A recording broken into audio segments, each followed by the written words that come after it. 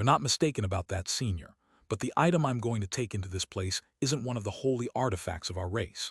Instead, it's a replica treasure that was refined not long ago by the elders of our race, and to be completely accurate, it should actually be called a false divine nest.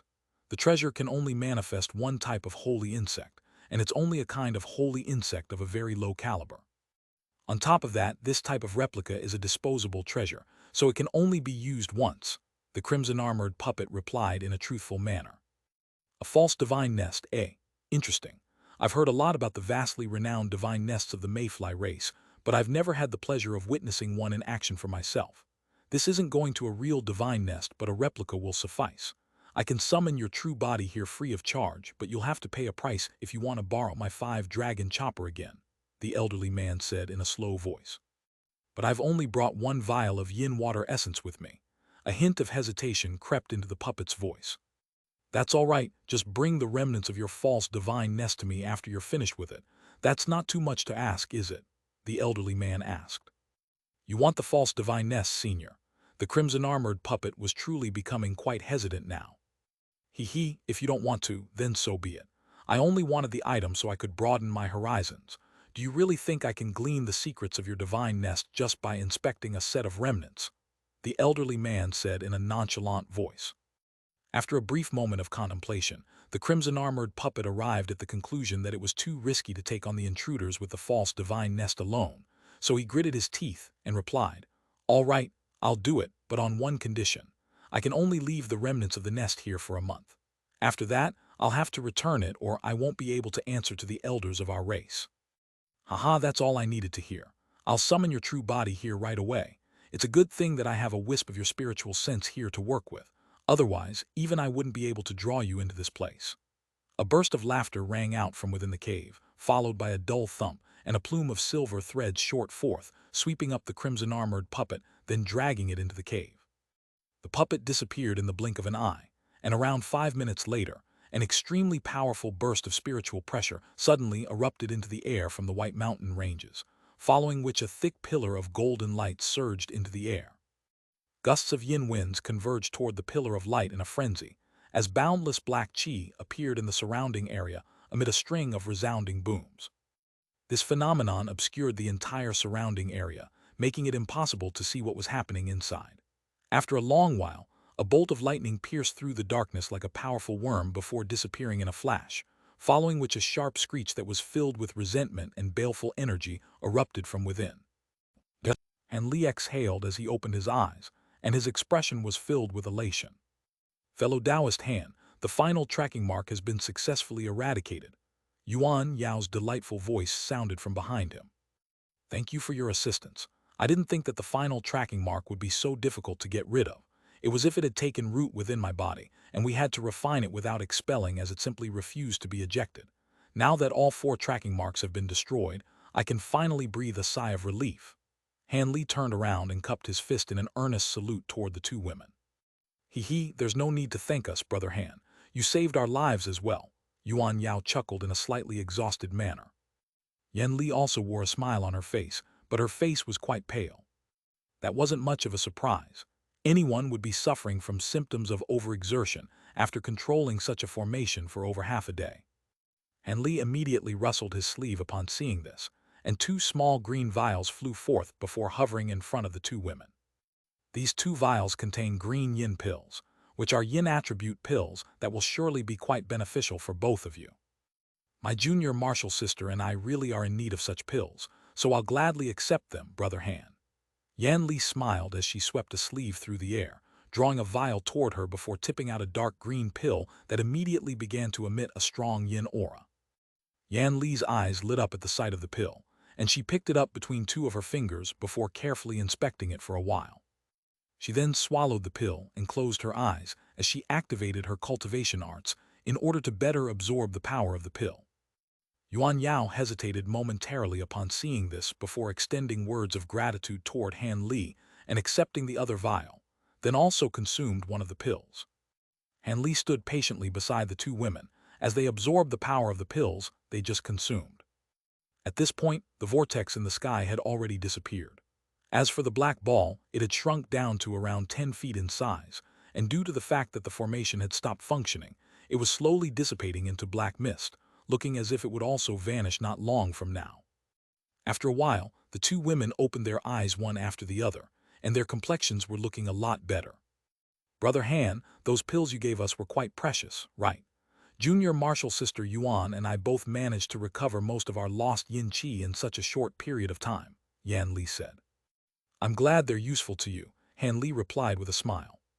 "Brother Han, this isn't a safe place for us to stay. What do we do next?" Yuan Yao asked with a concerned look on her face. "Indeed, we have to get away from here right away. In the instant that those tracking marks were destroyed, they would have revealed our approximate location to the demon monarchs. As for how we proceed from there, we'll naturally have to break through this space and return to the spirit realm. Of course, that's going to be easier said than done, but at least it's a goal that we can strive toward. Let's discuss this in detail while we leave this place," Hanley said with a solemn expression. "All right, we'll withdraw the formation first, then depart right away." Han Li was the one with the highest cultivation base among the three, so the two women naturally followed his lead. Thus, the two of them flew through the air as streaks of black light, to pack up all of the nearby tools that had been required to set up the formation from earlier. Meanwhile, Han Li let loose a long cry that rumbled into the distance, and the weeping soul beast and leopard Kirin beast immediately replied from afar. One of them let loose a loud ape cry, while the other responded with a low roar before both hurtled back toward him. A streak of black light and a streak of golden light soon disappeared up Han Li's sleeve in quick succession, and the two beasts were stored into this spirit beast bracelet again. Moments later, the two women had also finished what they were doing, and the three of them decided on a direction before hurriedly flying away. Less than half a day after Han Li's trio had departed, green light flashed in the air nearby, following which a ball of green light appeared. Within the ball of green light was a slender and graceful figure. After circling around in the air for a while, the ball of green light descended onto the hill where Han Li and the others had been situated not long ago. The green light faded, and the humanoid figure who was revealed was naturally none other than Mu Qing. Mu Qing quickly surveyed the surroundings, and her expression gradually darkened. To the average person, it would appear that there was nothing amiss here, but she was able to easily identify the remaining traces of the giant spell formation that had been set up her not long ago, as well as the residual restriction fluctuations and pure yin qi that hung in the air. "Looks like I was too late, and they've already been gone for a while." So he managed to eradicate the tracking marks through the use of a formation.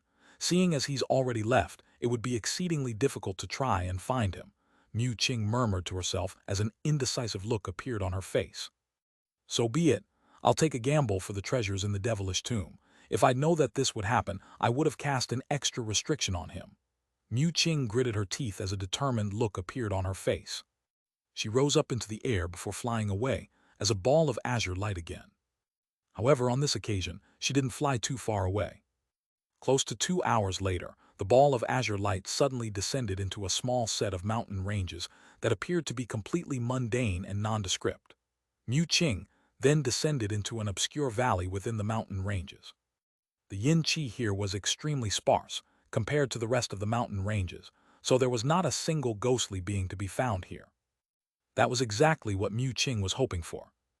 After searching through the valley to ensure that there were no potential hazards nearby, she swept both sleeves through the air, and countless fist-sized balls of green light shot forth through the air. The balls of light flew toward all parts of the valley before disappearing into the ground. After that, Mu Qing stomped a foot onto the ground, and spiritual light flashed beneath her waist as she transformed into her tree form again. Countless white roots pierced into the ground before extending toward all directions. Mu Qing then began to chant something as she made a hand seal, and the entire valley before to tremor gently. The soil on the ground where the green balls of light had disappeared suddenly split open, and countless seedlings sprouted before rapidly growing at a rate that was discernible to the naked eyes. Within the span of a few breaths, they had all grown to become massive trees that were each several hundred feet tall. The entire valley was transformed into a lush landscape that was abundant with wood attribute spiritual qi. What was even more surprising was that none of these trees were rooted to the spot. Instead, they were all shifting locations positions at Mu Qing's behest, and moments later, a massive formation had appeared, encompassing virtually the entire valley with Mu Qing at its center. The formation created a virtually watertight barrier around this place, following which Mu Qing abruptly opened her mouth to expel an object. This was a white egg-sized bead that was slightly transparent and had strange golden patterns all over its surface. The bead hovered around 10 feet in front of Mu Qing, rotating slowly on the spot. Mu Qing stared at the bead for a long while before heaving a faint sigh as she gently extended a finger toward it. The bead released a burst of azure light amid a faint thump, and an object began to take shape within the light. As the light faded, the object was revealed to be a massive black pine tree. The tree was extremely huge, yet its appearance was quite peculiar. There seemed to be an invisible line running directly down the center of the tree. On one side of the line, the tree was extremely lush and exuberant, yet the other half was completely shriveled up and devoid of leaves, as if it were a dead tree. This was Mu Qing's wood spirit body. She appraised the tree with a complex expression before flicking her 10 fingers in quick succession, casting one incantation seal after another, which all disappeared into the black tree. The tree abruptly shuddered before lowering a small section of itself further into the ground, then falling completely still. Letter 1D4 BB, letter 1D4 5F, letter 1D626, letter 1D626, letter 1D638, letter 212F, letter 1D624, letter 1D630, letter 1D62E. However, Mu Qing didn't stop there.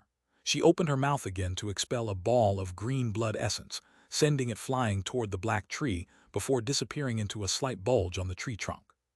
After that, Mu Qing began to chant something, and she raised both hands in unison to blast forth another 2 pillars of green light, both of which also vanished into the trees. In the next instant, a ball of green light abruptly exploded from the spot on the tree trunk where the blood essence had just disappeared. The bark on the tree began to twist and warp before forming an extremely lifelike set of facial features. The face on the tree trunk was squirming incessantly and scrunched up in pain as if it were a living being. Upon closer inspection, one would discover that this was none other than Jin Ling's face. "Wake up," Mu Qing yelled as she raised her eyebrows, then cast another incantation seal. A small section of the massive black tree's trunk suddenly split apart down the middle, following which a golden ape leaped out from within. The golden ape immediately knelt onto the ground and said, "Jin Ling pays his respects to his mistress. My mistress, why have you awakened me? Could it be? You may rise. It's a good thing you left a spiritual avatar of yourself within my body before we left. The original Jin Ling has already fallen, so you are Jin Ling now," Mu Qing sighed. The golden ape's expression changed slightly upon hearing this, but it then said in a respectful manner, "So I really did die. I was wondering why I couldn't sense the existence of my true body. In that case, I'm willing to continue serving my mistress in Jin Ling's stead. You sacrificed your blood essence to summon me, so you must have something for me to do, right?" "That's right. The tracking mark I planted in Han Brat's body has been destroyed, and I've lost track of him as well. I'm preparing to unleash my wood domain to find him, but in that case, I'll have to use the power of my true body. Hence, I'll need you to protect the spirit wood that is my true form, and I've set up a powerful formation nearby. Even if beings as powerful as Liu Zhu try to force their way into this area, it'd be able to stop them for a while. The formation will buy you enough time to take my true body and escape from here," Mu Qing said in a solemn voice. "Wood domain, that's extremely taxing on your powers, my mistress. If you unleash it now, you won't be able to unleash it again within the next 1,000 years. Are you sure you want to do that?" A surprised look appeared on the golden ape's face. "I have no choice. The bead I saw in the devilish tomb last time contained power that was identical to my essential power, yet the purity and quantity of power imbued within that bead are more than 10 times that of the essential power within my body. If I can obtain that treasure, then take the time to absorb all of the power within it. Not only will I be able to progress beyond my current cultivation base, there's a very good chance that I'll even be able to advance even further. Hence, that thing is even more important to me than the so-called divine infernal river elixir," Mu Qing said with a determined look on her face. "In that case, I'll be sure to keep your true body safe, my mistress."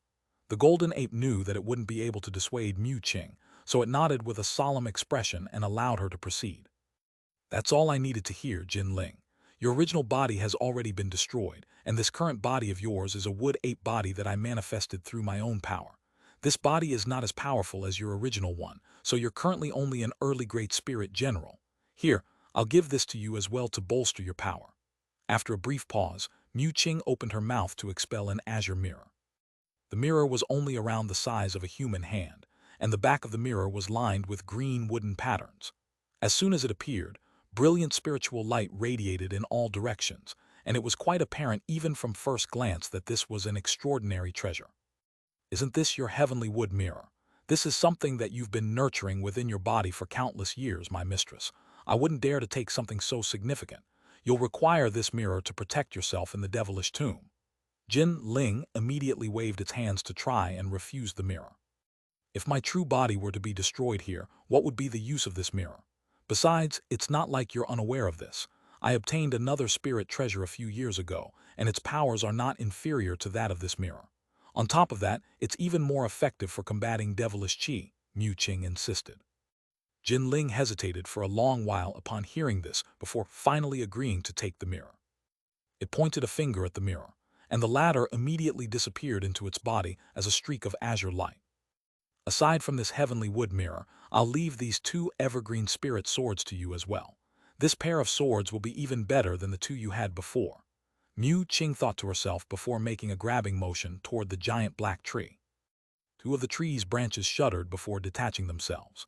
Following a flash of azure light, they transformed into a pair of shimmering azure swords before falling from the tree.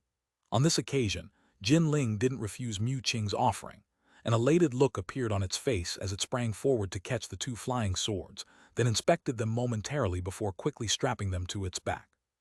After doing all that, Mu Qing issued a few more instructions to Jin Ling before reverting back to her original form. A streak of azure light then rose up into the air above the valley before quickly departing. Not long after Mu Qing had left, Jin Ling activated the spell formation that she'd set up in the valley. The space within the entire valley warped and blurred, creating an illusion that there was nothing within the valley, and it was impossible to tell that anything was amiss when looking at this mirage from afar. Mu Qing flew through the air in an unhurried manner, and a different scene was unfolding around her. At this moment, the area in a radius of 100 feet around her was filled with specks of green light. The surrounding projections of plant life swayed as bursts of pure wood attribute spiritual qi emanated from them. Shimmering green light appeared over Mu Qing's body, following which a massive green tree projection emerged behind her. It was as if she'd created her own world within the area encompassed under the green light. Moments later, Mu Qing returned to the hill where she'd first discovered signs of Han Li's whereabouts, then descended onto the summit. She raised her hands into the air, and the green light around her suddenly expanded toward all directions, encompassing the entire hill in the span of just a few breaths. The projections of plant life all manifested into actual living entities in that moment, taking root on the ground below and swaying in the wind. The entire hill had been transformed into a lush forest, and at the same time, the roots of the giant tree behind Mu Qing suddenly transformed into countless azure threads that shot forth through the air. Some of them disappeared into the bushes, while others vanished into the ground in a flash. Mu Qing closed her eyes with a solemn expression, and her brows tightly furrowed, seemingly trying to concentrate intently on something. After about 10 minutes, she suddenly opened her eyes and murmured to herself, "So he managed to eradicate the tracking marks by borrowing the powers of those two women. Looks like the secret technique they used is something that isn't known even to the ghost hag herself. However, now that I've managed to determine the direction that they've traveled in, I'll be sure to find them eventually." After that brief monologue, Mu Qing abruptly made a hand seal, and the green barrier of light shrank once again. As the green light receded, the plant life that it had manifested all began to vanish on the spot.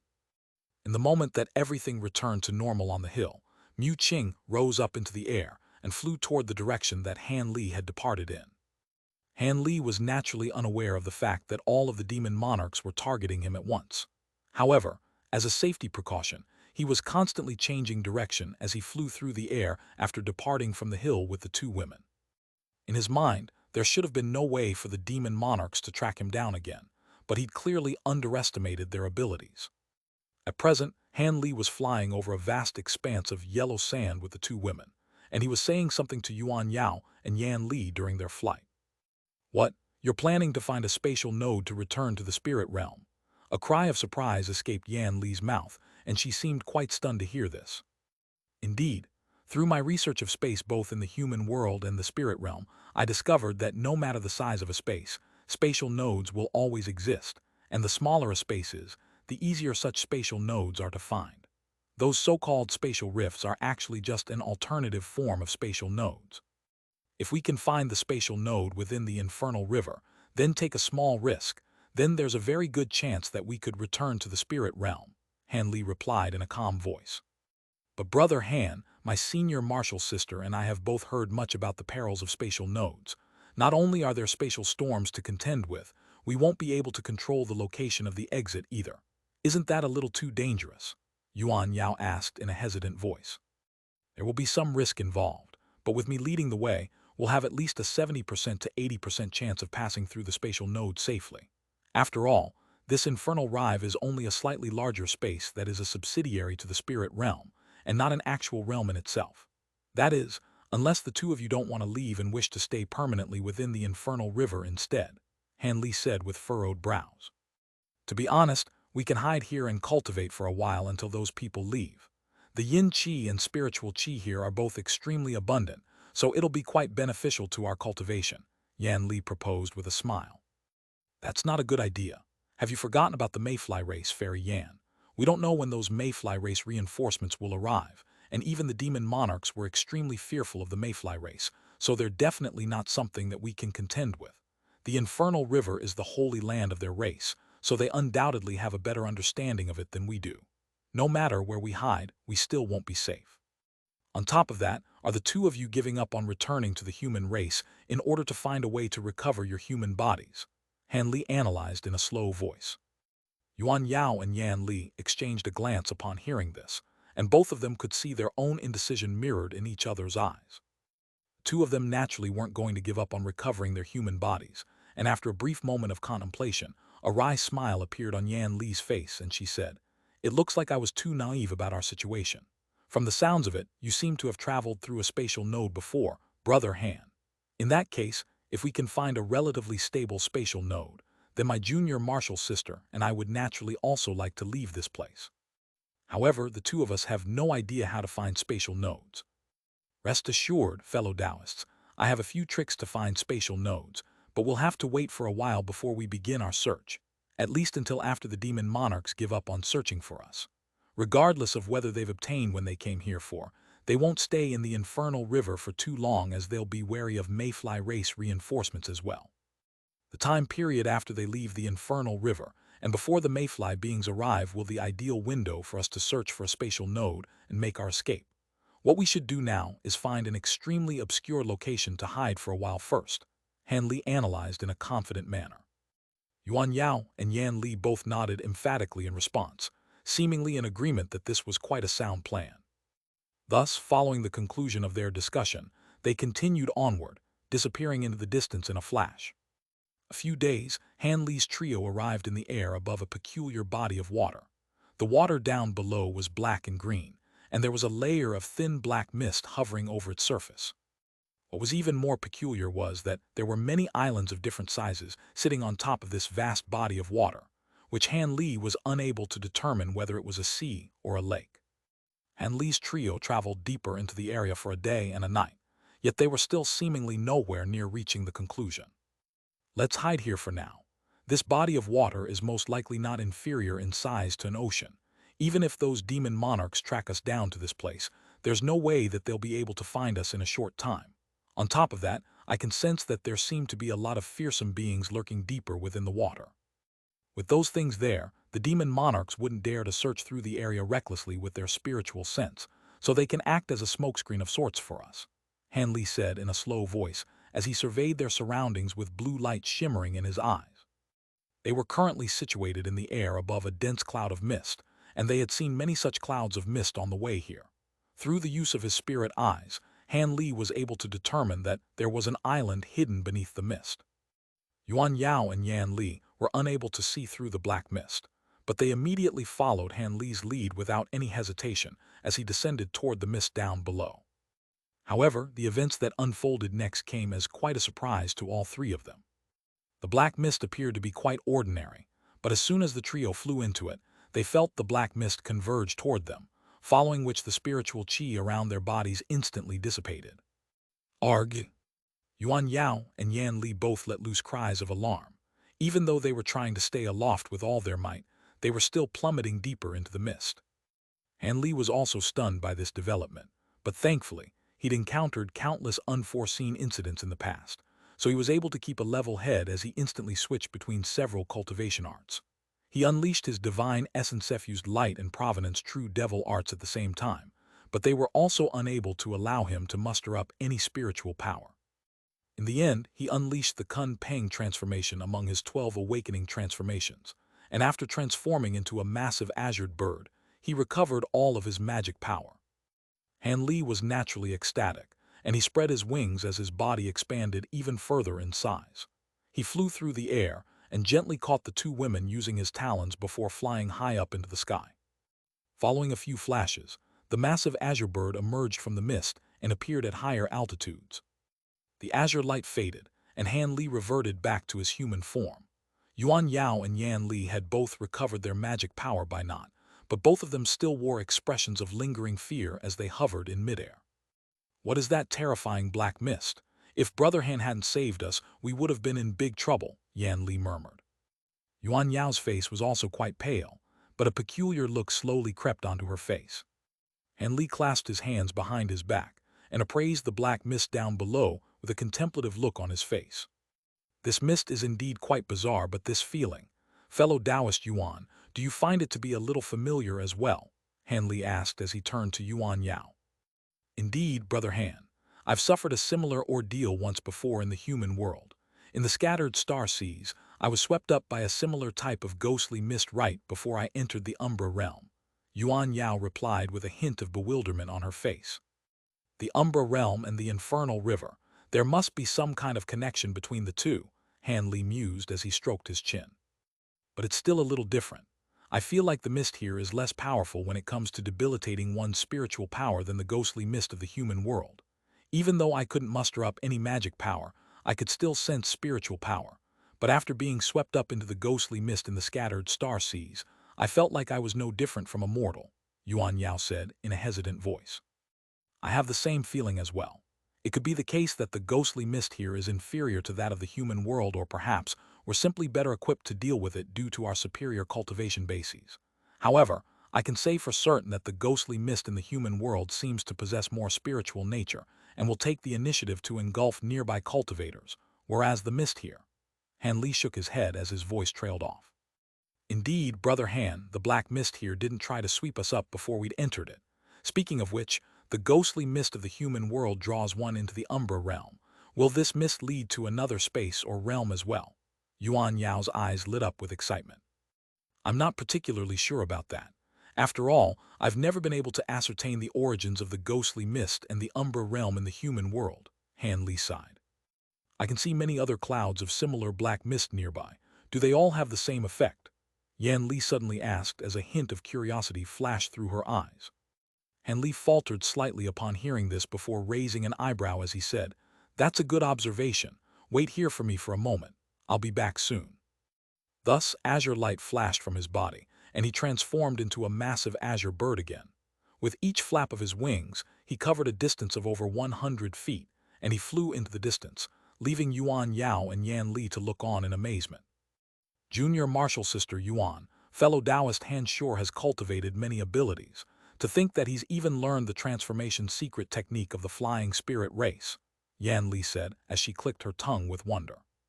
"Have you forgotten that Brother Han has entered the earth abyss as a flying spirit race holy disciple, senior martial sister? It's no surprise that he's mastered such a secret technique, seeing as that's the case," Yuan Yao replied with a smile. "You may not be aware of this, junior martial sister, but not just anyone can become a flying spirit race holy disciple. I've heard some information about this in the past. Not only are holy disciples of the flying spirit race required to have the true spirit blood of their respective branch in their bodies, there are also other types of stringent conditions that have to be met, and even for beings from the flying spirit race, it's extremely difficult to become a holy disciple. I wonder how fellow Taoist Han managed to achieve this and learn all these abilities," Yan Li chuckled. "I see." Yuan Yao nodded, and her eyes had remained fixed on the direction that Han Li had disappeared in this entire time. A peculiar look flashed through Yan Li's eyes upon making this observation, and she smiled as she said, "In comparison, I'm actually more curious about why Brother Han becomes immune to this ghostly mist after transforming into his bird form. I'm quite perplexed about that as well. Could it be that the transformation secret technique of the flying spirit race contains some other type of unknown elements? Yuan Yao was distracted by this question, and she withdrew her gaze as a confused look appeared on her face. It's no use speculating about this. Why don't we ask fellow Taoist Han when he gets back? He should know something about this. Yan Li pursed her lips with a smile. Is that a good idea? Wouldn't it be rude for us to inquire directly about his abilities and cultivation arts? Yuan Yao was feeling rather hesitant about this. With the relationship that the two of you share, surely it's not too much to ask of him. I just think that ghostly mist is quite bizarre, and I wanted to see if we can devise some kind of method to counteract it. However, I'm not all that familiar with fellow Taoist Han, after all, so it's best that you asked him in my stead, Yan Li replied in a nonchalant manner. Yuan Yao's brows furrowed upon hearing this, and she only nodded after a moment of contemplation. An hour later, azure light flashed in the distance, and the massive azure bird returned. Following a few flashes, gusts of fierce winds were swept up as the bird arrived before the two women. Immediately thereafter, the azure light faded, and Han Li reverted back to his human form. Did the other patches of black mist have the same properties as this one? Yan Li asked. Not all of them. Only some of them have that debilitation effect, and most of those patches of mist are quite large in area and also very dense, Han Li replied with a serious expression. Both women were rather surprised to hear this. Should we enter the black mist again to investigate? Yan Li asked. Theoretically, we've already got enough on our plates, so it would be rather unwise to investigate such things. But this black mist is able to cut off one's spiritual power and spiritual sense, so if we can hide in it, there's no way that the demon monarchs will be able to find us. My only concern is whether there are any hazards lurking deep within the mist, Han Li replied in a hesitant voice. If we can avoid detection from the demon monarchs, then it's worth taking the risk. In any case, you're immune to the effects of the ghostly mist after transforming into your cunning form, right, Brother Han? Yan Li said with a smile on her face. Han Li also smiled in response, yet before he had a chance to reply, Yuan Yao suddenly interjected. Brother Han, your transformation secret technique comes from the flying spirit race, right? Do you know why it is that you gain immunity to the ghostly mist after your transformation? Will my senior martial sister and I be able to do something to also retain our magic power in there? Han Li pondered the question for a moment before replying. My Kun Peng transformation technique does indeed come from the Tian Peng race, but I'm not sure why I'm immune to the effect of this mist after taking on this form. I considered this question on my way back and came up with a theory, but I'm not sure if it's a reliable one. You can tell us what you think, Brother Han. There's no need to keep secrets from us, Yan Li chuckled. A slightly awkward look appeared on Han Li's face before he continued. Seeing as the two of you once cultivated in the Umbra realm of the human world for so many, you're most likely aware of some of the legends surrounding that place. Are you referring to legends of the Netherworld and the Rahu beast, Brother Han? Yuan Yao asked as her expression changed slightly. Indeed, the Netherworld has always been the stuff of legends, and no one has actually been able to verify its existence, but I witnessed the Rahu beast in person in the human world once. Even though I only saw an extremely tiny portion of the beast, the phenomenon that it triggered with its emergence was very similar to the ghostly mist leading to the Umbra realm, Han Li replied. So you're saying the Umbria realm of the human world is actually the body of the Rahu beast? Yuan Yao's mouth gaped open in astonishment. I don't have any other evidence to support that notion, but I think it's very much possible.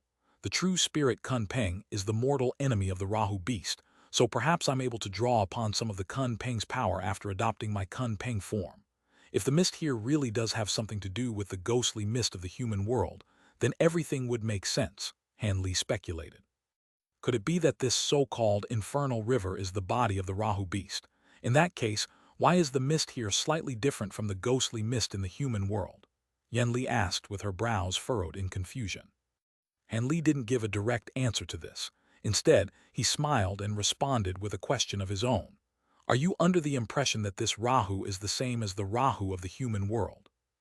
Are you saying that these are two different Rahu beasts? That does explain the differences in the mists.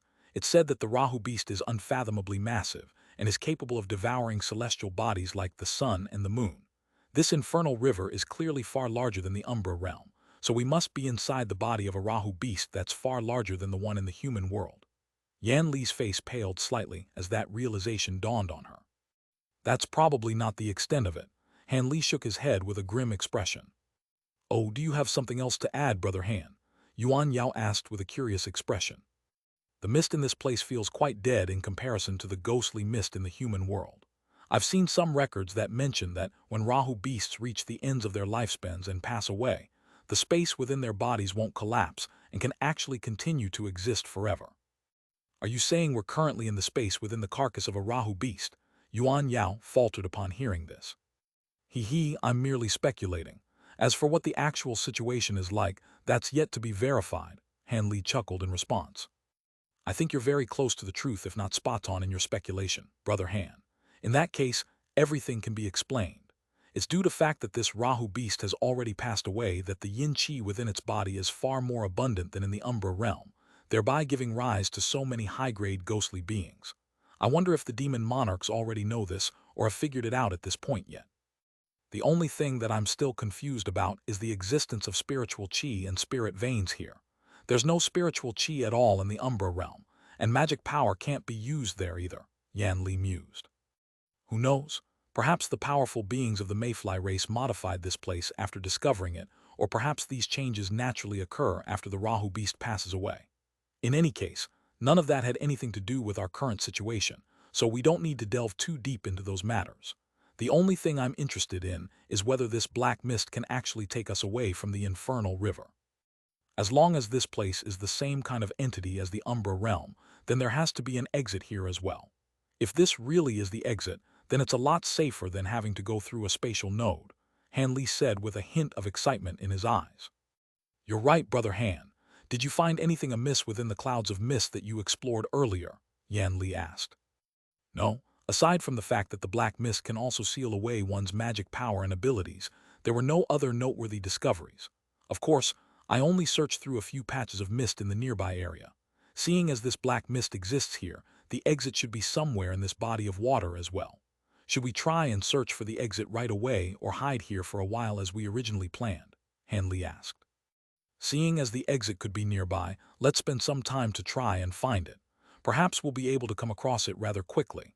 In that case, we'll be able to get out of this place, so there'll be no need to take risks by hiding, Yan Li immediately replied. Yuan Yao hesitated momentarily before nodding in agreement. You're right, Senior Marshal Sister.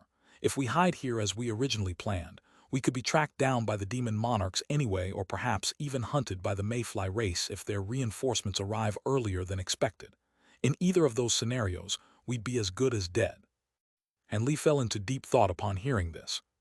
The proposal raised by the two women was quite reasonable, but he couldn't shake this feeling of uneasiness that had plagued him during the past few days.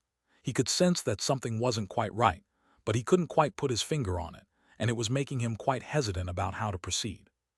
After pondering the issue for a long while, he finally said, All right, let's search for the exit here, but we can only spend 2 days in our search at most. After that, we have to hide right away. I think we should be safe during this period of time. And Li offered a compromised course of action. Yuan Yao and Yan Li exchanged a glance upon hearing this before nodding in unison. All right, let's search through the black mist below us first. Even if we can't find the exit here, let's set up a temporary base that we can hide in if any unforeseen circumstances arise. Seeing as my Kun Peng power is immune to the effects of the mist, I have a way to temporarily grant you 2 immunity to its effects as well, Han Li said with a smile. Is that true, Brother Han? Yuan Yao and Yan Li were ecstatic to hear this. Han Li smiled as a loud thunderclap suddenly erupted behind him, and a pair of wings appeared on his back. He flapped the pair of wings, and their color changed drastically, with one wing taking on an azure hue while the other wing was flashing incessantly with 5-colored light. Both wings were glittering and translucent, and presented a glorious sight to behold. Han Li had disguised his thunderstorm wings as Tian Peng wings this entire time, and he was finally revealing the true form of the spirit treasure. This was the first time that the two women had witnessed these wings in their true form, and both of them were quite taken aback. Not only had the appearance of these wings changed drastically, the astonishing spiritual pressure emanating from them also came as quite a shock to the two women. Right at this moment, Han Li flapped his azure wing, and two translucent azure feathers shot forth before stopping in front of the two women. These are feathers manifested from the aura of the cunning. You can try to inject your magic power into them. Perhaps they'll be able to grant you immunity to the mist, Han Li said with a smile. Yuan Yao and Yan Li glanced at one another, and both of them were a little skeptical. However, Yan Li then immediately made a grabbing motion to draw one of the azure feathers into her grasp, then injected her magic power into it, as Han Li had suggested. A ball of azure light dispersed around her following a dull thump, enshrouding her entire body. Oh, it does indeed seem to be working. I'll go first. If I fall, make sure to catch me, Brother Han, Yan Li chuckled. He, of course. I'll be right beside you, Fairy Yan, Han Li replied as he transformed into the massive azure bird again, then flew ahead into the black mist first. Yan Li held the azure feather in her hand and prepared to follow suit. Be careful, senior martial sister, Yuan Yao couldn't help but caution.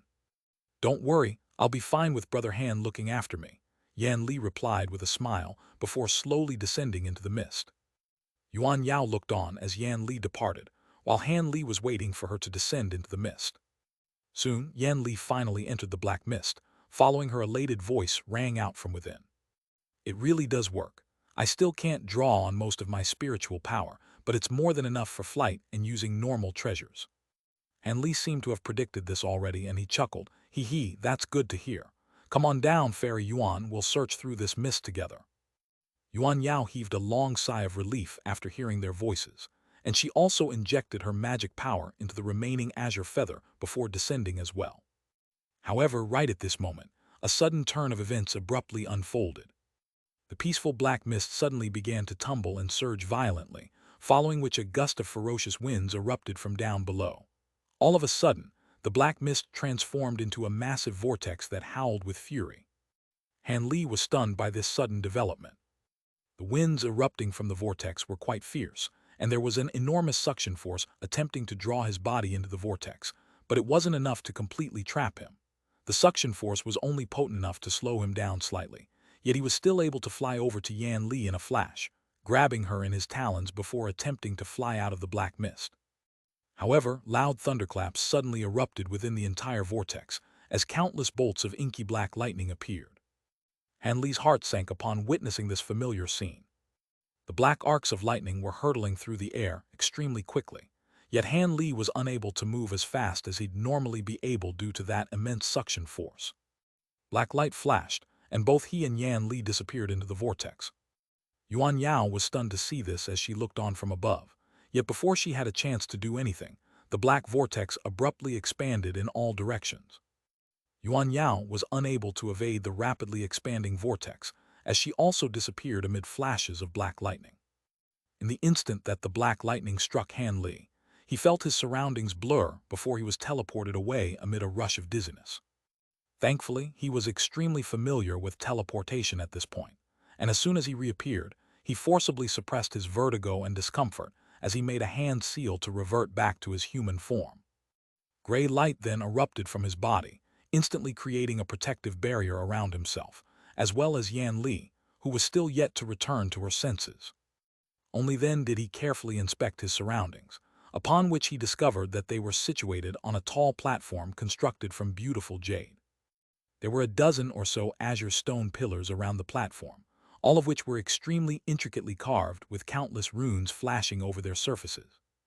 This platform was a small spell formation.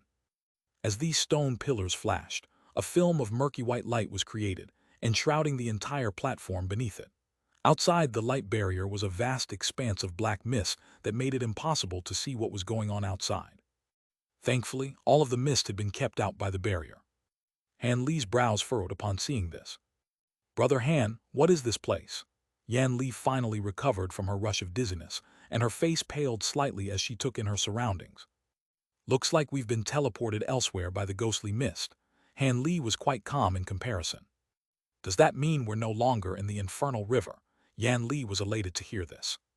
I'm not so sure about that. Judging from the teleportation experience I've accrued in the past, that didn't seem like long-distance teleportation across realms to me, so we should still be in the infernal river, Han Li replied with a shake of his head. Yan Li was quite disappointed to hear this, but a thought then suddenly occurred to her, and her expression changed drastically as she exclaimed, "Junior Martial Sister Yuan is outside out of the black mist, and she hasn't been teleported here. Doesn't that mean we've been separated from her?" "Not to worry, fellow Taoist Yan. With Fairy Yuan's resourcefulness, she'll be fine even if she's on her own.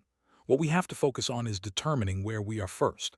As long as we're all still in the infernal river, it shouldn't be a difficult task to find fellow Taoist Yuan again," Han Li said in a calm voice.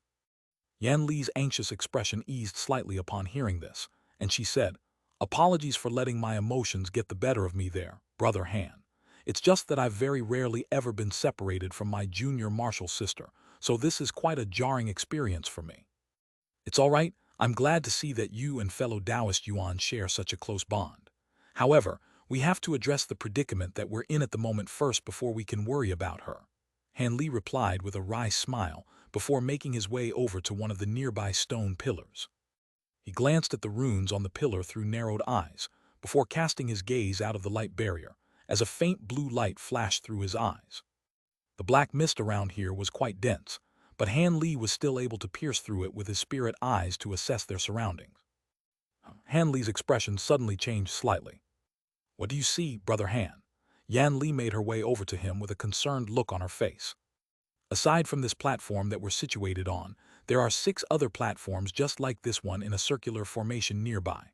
Also, we appear to be in the belly of a mountain," Han Li replied in a slow voice. "The belly of a mountain. If we still haven't left the infernal river, then who would have constructed these things here?"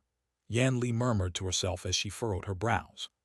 "That's too difficult for us to speculate about. What I want to know is how this being was able to control the ghostly mist to teleport us here. Perhaps they're somehow related to the Rahu beast," Han Li mused. "We won't be able to find any answers if we keep taking shots in the dark like this. We have to get out of this place first," Yan Li sighed. "Of course, we don't know whether the owner of this place harbors ill will toward us. It looks like we're being protected by this barrier, but it can also be said that we've been confined in a prison of sorts. Our top priority is indeed to get away from here. I just had a look at the runes on the pillars, yet they're extremely profound. At the very least, with my knowledge base in spell formations, I was unable to understand most of the runes, so we'll have to break out of this place using brute force," Han Li decided as he stroked his chin. "Is that so? I've also done some research into the art of spell formations, so let me have a look as well." Yan Li seemed to be rather confident in herself. "Oh, it would naturally be best if you could break this formation here." Han Li faltered upon hearing this before stepping away from the pillar with a smile. Yan Li immediately strode toward the pillar and began inspecting it with rapt focus, seemingly completely absorbed by the runes on the pillar. Meanwhile, Han Li clasped his hands behind his back as he made his way around the light barrier, trying to search for any alternative ways out. Around 10 minutes later, Yan Li exhaled as she withdrew her gaze, then turned to Han Li with a forced smile on her face. "This restriction is indeed far more profound than any I've encountered in the past, so I won't be able to help out here." "That's all right, I'll try my flying swords." Han Li seemed to have predicted that this would be the verdict, and he swept a sleeve through the air, upon which a small golden sword shot forth from within. The flying sword then transformed into a shimmering golden longsword that was around 3 feet in length. "Go!" Han Li pointed directly at the white light barrier up ahead, and the golden longsword flew through the air before striking the light barrier with ferocious might. White and golden light flashed amid a dull thump, following which the golden longsword was repelled with ease. Han Li's expression changed drastically as he hurriedly pointed a finger toward the flying sword to stabilize it in midair. He had guessed that this light barrier would be quite resolute, but not to such an extent that his azure bamboo cloudswarm sword wouldn't even be able to leave so much as a single scratch on it. Yan Li also wore a surprised expression upon seeing this, and she immediately opened her mouth to expel a black banana leaf fan, which she waved toward the light barrier with all her might. Inky black flames surged through the air, only to repel once again the same manner as the golden sword, while the light barrier remained completely unscathed. "How is this restriction so powerful?" Han paused momentarily before raising an arm to reveal pitch-black hand. He spread open his 5 fingers before pressing his hand flat against the light barrier, then unleashing a powerful burst of gray light.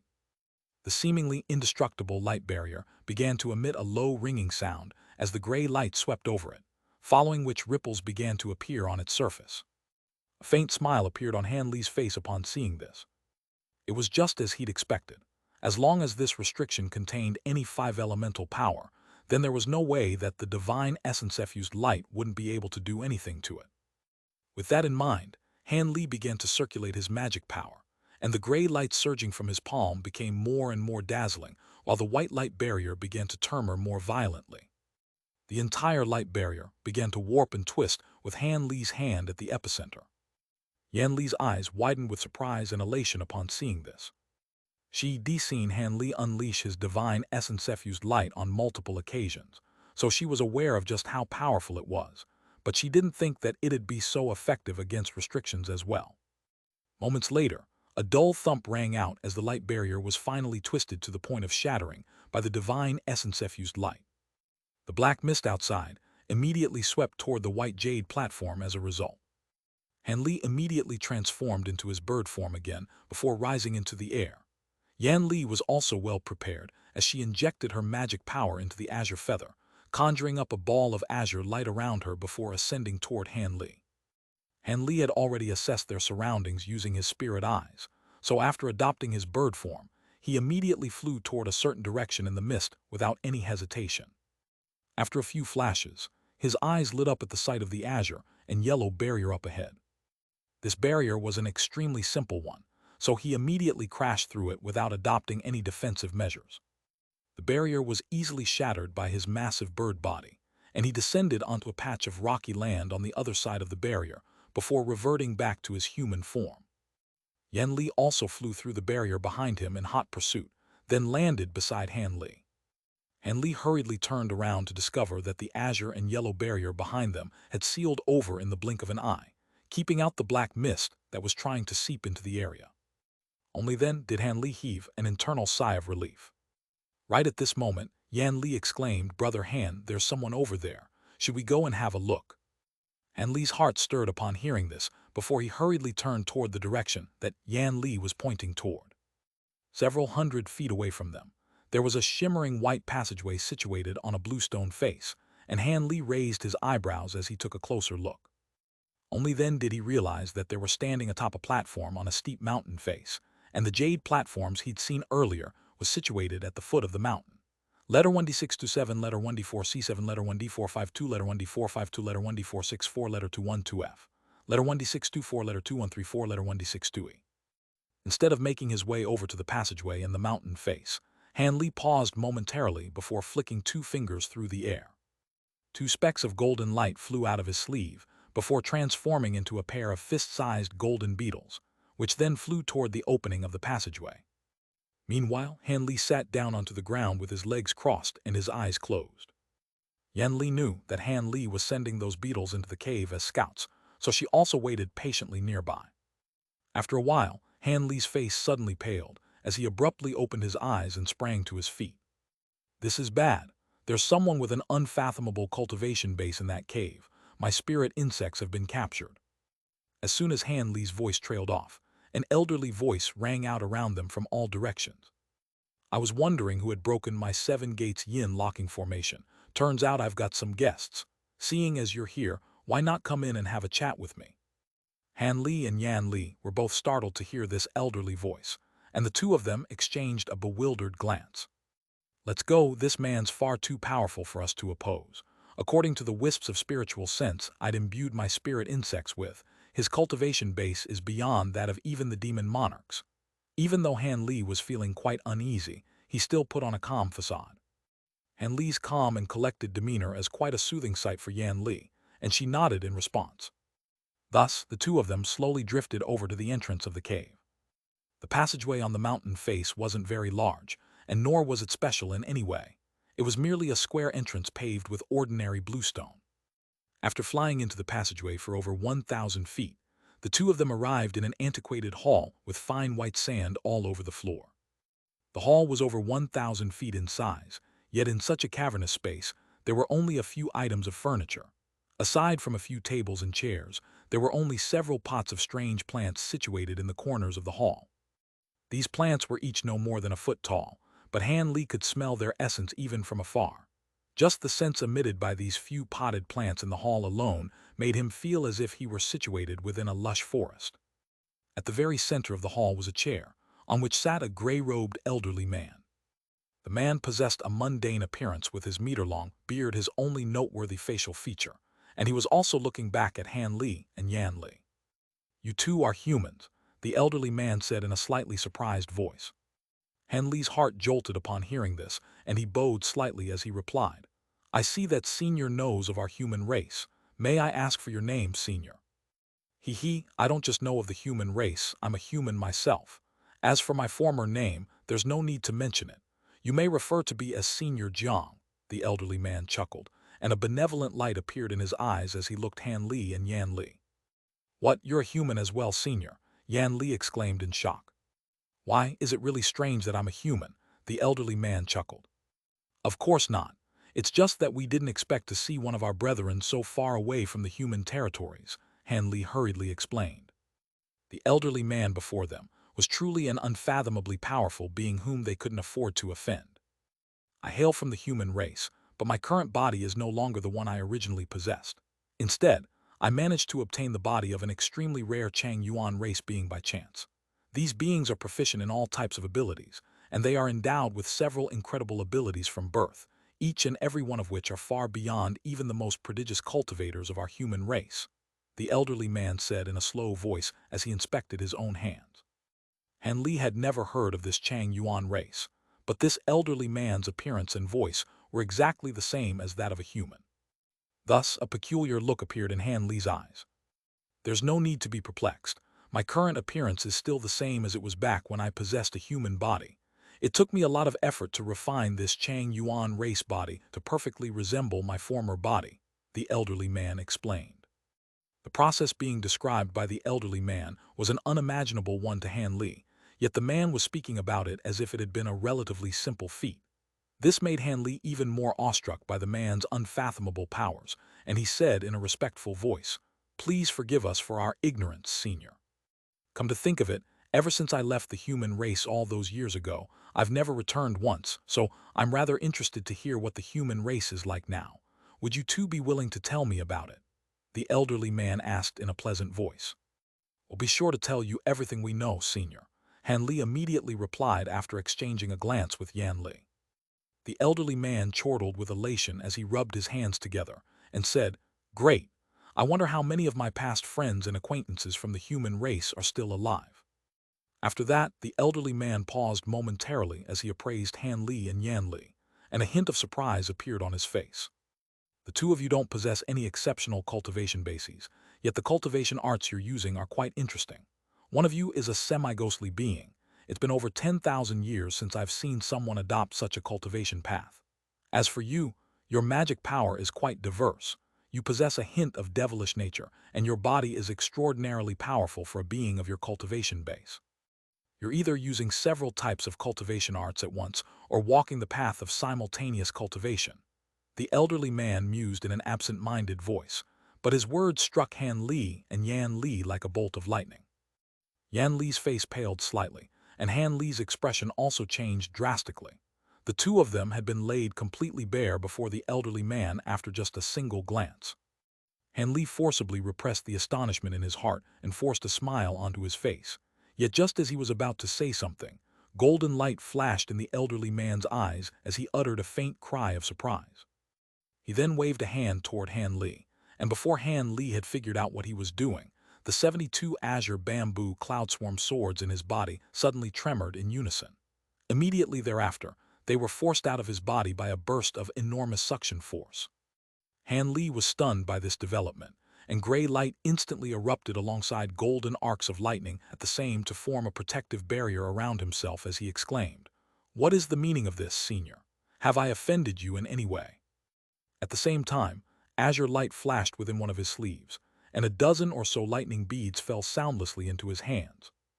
Meanwhile, black light flashed from his other hand as he summoned the spirit beast bracelet that was filled with gold-devouring beetles. He had a large number of treasures in his possession, but only those two things could assist him in this situation. The elderly man completely ignored Han Li as he inspected the 72 shimmering golden swords in the air. As he did so, a peculiar look appeared on his face, and he murmured to himself, "From the style and refinement methods, it appears that these are indeed azure bamboo cloudswarm swords, and there just so happen to be exactly 72 of them as well. The color isn't quite right, so you must have added something to them. Oh. So you refined these swords using golden lightning bamboo. You sure are a wealthy man. Even I wouldn't be able to gather so much golden lightning bamboo." Han Li was naturally quite surprised to hear the elderly man identify the azure bamboo cloudswarm swords. All of a sudden, an incredible thought occurred to him, and he was completely rooted to the spot. After a while, the elderly man heaved a faint sigh and withdrew his gaze from the 72 swords before closing his eyes. Almost at the exact same moment, Han Li regained control over his swords, and he immediately made a hand seal, upon which all of the swords disappeared into his body in a flash. He then appraised the elderly man with a peculiar expression and fell completely silent. Yan Li could sense that there was something amiss as a bewildered look appeared on her face, but she wisely chose not to say anything. After a while, the elderly man opened his eyes again and turned to Han Li with a smile as he said, "Hee, looks like the azure essence sword art I left in the human world fell into your hands. You must be a cultivator who ascended to the spirit realm from the human world, right? I wasn't able to perfect this sword art, yet you were still able to refine all 72 azure bamboo cloudswarm swords as your bonded treasures and infuse golden lightning bamboo into them. That's quite a remarkable feat." The elderly man clicked his tongue in wonder as he spoke, and he was appraising Han Li as if he were some kind of precious treasure. "I did indeed come into possession of the azure essence sword art, and it's also true that I'm an ascended cultivator. So that means you really are Senior Qing Yuan Zai." Han Li faltered slightly before extending another respectful bow. The azure essence sword art had been the main cultivation art he had used throughout his time in the human world, so he was naturally awestruck now that he was seeing Qing Yuanzi in person. "Qing Yuanzi? I kind of am, I guess. To be accurate, I'm only half a Qing Yuanzi." The elderly man smiled in response. Half? Han Li didn't know what to make of that bizarre statement. Back when Qing Yuanzi was traveling the other continents, he was attacked by several powerful enemies at once. He managed to survive the battle, but his physical body was destroyed, and his soul was also on the brink of falling apart. In that dire situation, he encountered a Chang Yuan being, and he forcibly took over that being's body, then fused their souls together in order to repair his own soul. Hence, half of my memories belong to Qing Yuanzi, while the other half belongs to that Chang Yuan being. That's why I was able to progress so rapidly in my cultivation and scale to these heights, so it's not entirely incorrect to call me Qing Yuanzi, the elderly man explained. Han Li blinked in a speechless manner upon hearing this. Back when I obtained the body of this Chang Yuan being, I wasn't able to inherit all of Qing Yuanzi's memories, but I retained all of his memories about the azure essence sword art. By infusing golden lightning bamboo into your swords, you've created the ideal wood attribute flying swords. It's a pity that you were too impatient later on, and refined it with a bunch of other materials, thereby making the spiritual nature of these swords so chaotic. Otherwise, you'd have forged a far stronger connection between your heart and your swords, and you'd be able to dominate all beings of the same cultivation base with just a set of flying swords alone. Back in the day, Qing Yuanzi didn't have any treasures other than his azure bamboo cloudswarm swords, yet he was able to defeat spatial tempering stage beings at just the deity transformation stage, and after reaching the spatial tempering stage himself, he was feared even by body integration cultivators, the elderly man said in a wistful voice. And Li stroked his chin as a wry smile appeared on his face. Perhaps this elderly man was right, but back when he was in the human world, he was constantly in severe danger, so how could he not have been impatient? In reality, with his current powers and abilities, he could also easily defeat spatial tempering stage beings, and after reaching the spatial tempering stage himself, he'd be quite confident in his chances against body integration stage beings. Of course, he couldn't say that to rebuke the elderly man, so he could only feign a slightly awkward expression. In any case, you inherited the azure essence sword art, and I possessed close to half of Qing Yuanzi's memories, so it can be said that we have an affinity with one another. Let me ask you something, and be honest with your reply. Did you too come into the infernal river with those intruders? The elderly man's voice suddenly turned quite cold and forbidding at the end. Han Li's heart jolted upon hearing this. Even though he'd already suspected this to be the case, The man's question clearly indicated that they were still situated in the infernal river. Han Li paused for a moment to prepare a response before replying. The two of us were forced to enter the infernal river with those intruders. Thankfully, we were able to escape from them, and it would be nothing short of disastrous for us if we were to encounter them again. Han Li's reply was a little ambiguous, but the elderly man merely nodded in a nonchalant manner as he said, "You don't have to worry about offending me. I'm only residing here as I made a deal with the elders of the Mayfly race, so as long as this space isn't under threat, I won't do anything to intervene. However, I'm rather interested in those intruders, seeing as they were able to enter the infernal river through another space and defeat all of the puppets stationed here by the Mayfly race. They must be quite powerful in their own respects, right? Your wisdom is unmatched, Senior. All of them are demon monarchs at the mid-body integration stage or late-body integration stage, so they're certainly all immensely powerful," Han Li replied with a wry smile. "Those people must have forced you here because they want to make use of your divine Devilbane lightning. Seeing as they've already secured the divine infernal river elixir yet still aren't willing to release you, then they must also intend to raid the devilish tomb. HMPH, their greed will spell their deaths." The elderly man chuckled coldly with a derisive sneer on his face. "Is there something wrong with the devilish tomb, Senior?" Han Li asked carefully. "Very much so. Those intruders are in for a nasty surprise once they enter the area where the devilish artifacts are being stored. Not long ago, one of the devilish artifacts there managed to cultivate a human form and devoured all of the other devilish artifacts, thereby attaining a paramount devilish body. Even I wouldn't be able to defeat that thing, let alone those intruders. In fact, they may not even be able to escape alive," the elderly man explained with a hint of a smile on his face. Paramount devilish body. Han Li's lips twitched upon hearing this. If he recalled correctly, that was the peak of cultivation that all devilish cultivators strove toward. That thing is hidden in the deepest part of the devilish chi within the devilish tomb and is focused wholeheartedly on cultivation, so without your divine Devilbane lightning, those demon monarchs may not even be able to get to it. Of course, if they're too stubborn and insist on infuriating that thing, then that would be a whole different story. By the way, the two you have another companion, right? The elderly man suddenly asked. "I have a junior martial sister who was separated from us. How do you know of this, Senior?" Yan Li hurriedly replied. "Aside from the two of you, there was someone else who was also swept here by my Seven Gates Yin locking formation. However, she's elsewhere at the moment, but I'm guiding her over to this place, so you'll be able to reunite with her soon," the elderly man replied. "Thank you, Senior. I've been so worried about her this entire time." Yan Li was overjoyed. Han Li hesitated momentarily before asking, "Senior Jiang, why did your Seven Gates Yin locking formation draw us to this place?" "I used the power of the formation to set up a few measures in the places within the infernal river where yin qi most frequently erupts, and that allows me to easily gauge the level of yin qi in the entire infernal river. In doing so, I can prevent extreme imbalances or excessive yin qi from erupting in this infernal, thereby causing this entire space to collapse. The three of you were drawn here, as you just so happened to be situated close to the spirit-devouring mist right as I was activating the formation," the elderly man explained with a smile. "I see." Han Li was enlightened upon hearing this. He actually wanted to ask about the relationship between the black mist, this space, and the Rahu beast, but he decided against it in the end. He didn't stand to gain anything from this knowledge, and asking too many questions about this space could irk the elderly man, so it simply wasn't worth it. Just as they were conversing with one another, azure light suddenly flashed from the stone face on one side of the hall, and another passageway appeared there. A lithe and graceful beauty then emerged from within amid a cloud of yin qi. It was none other than Yuan Yao. In the instant that she appeared in this space, she wore an alert and wary expression, but that quickly gave way to surprise and elation as she caught sight of Han Li and Yan Li. "Brother Han, Senior Martial Sister Yan, I'm so glad to see you too." Yuan Yao immediately flew over to the two of them with a wide smile on her face. "Another cultivator using a ghost Dao cultivation art, I see. Actually, it's a little strange."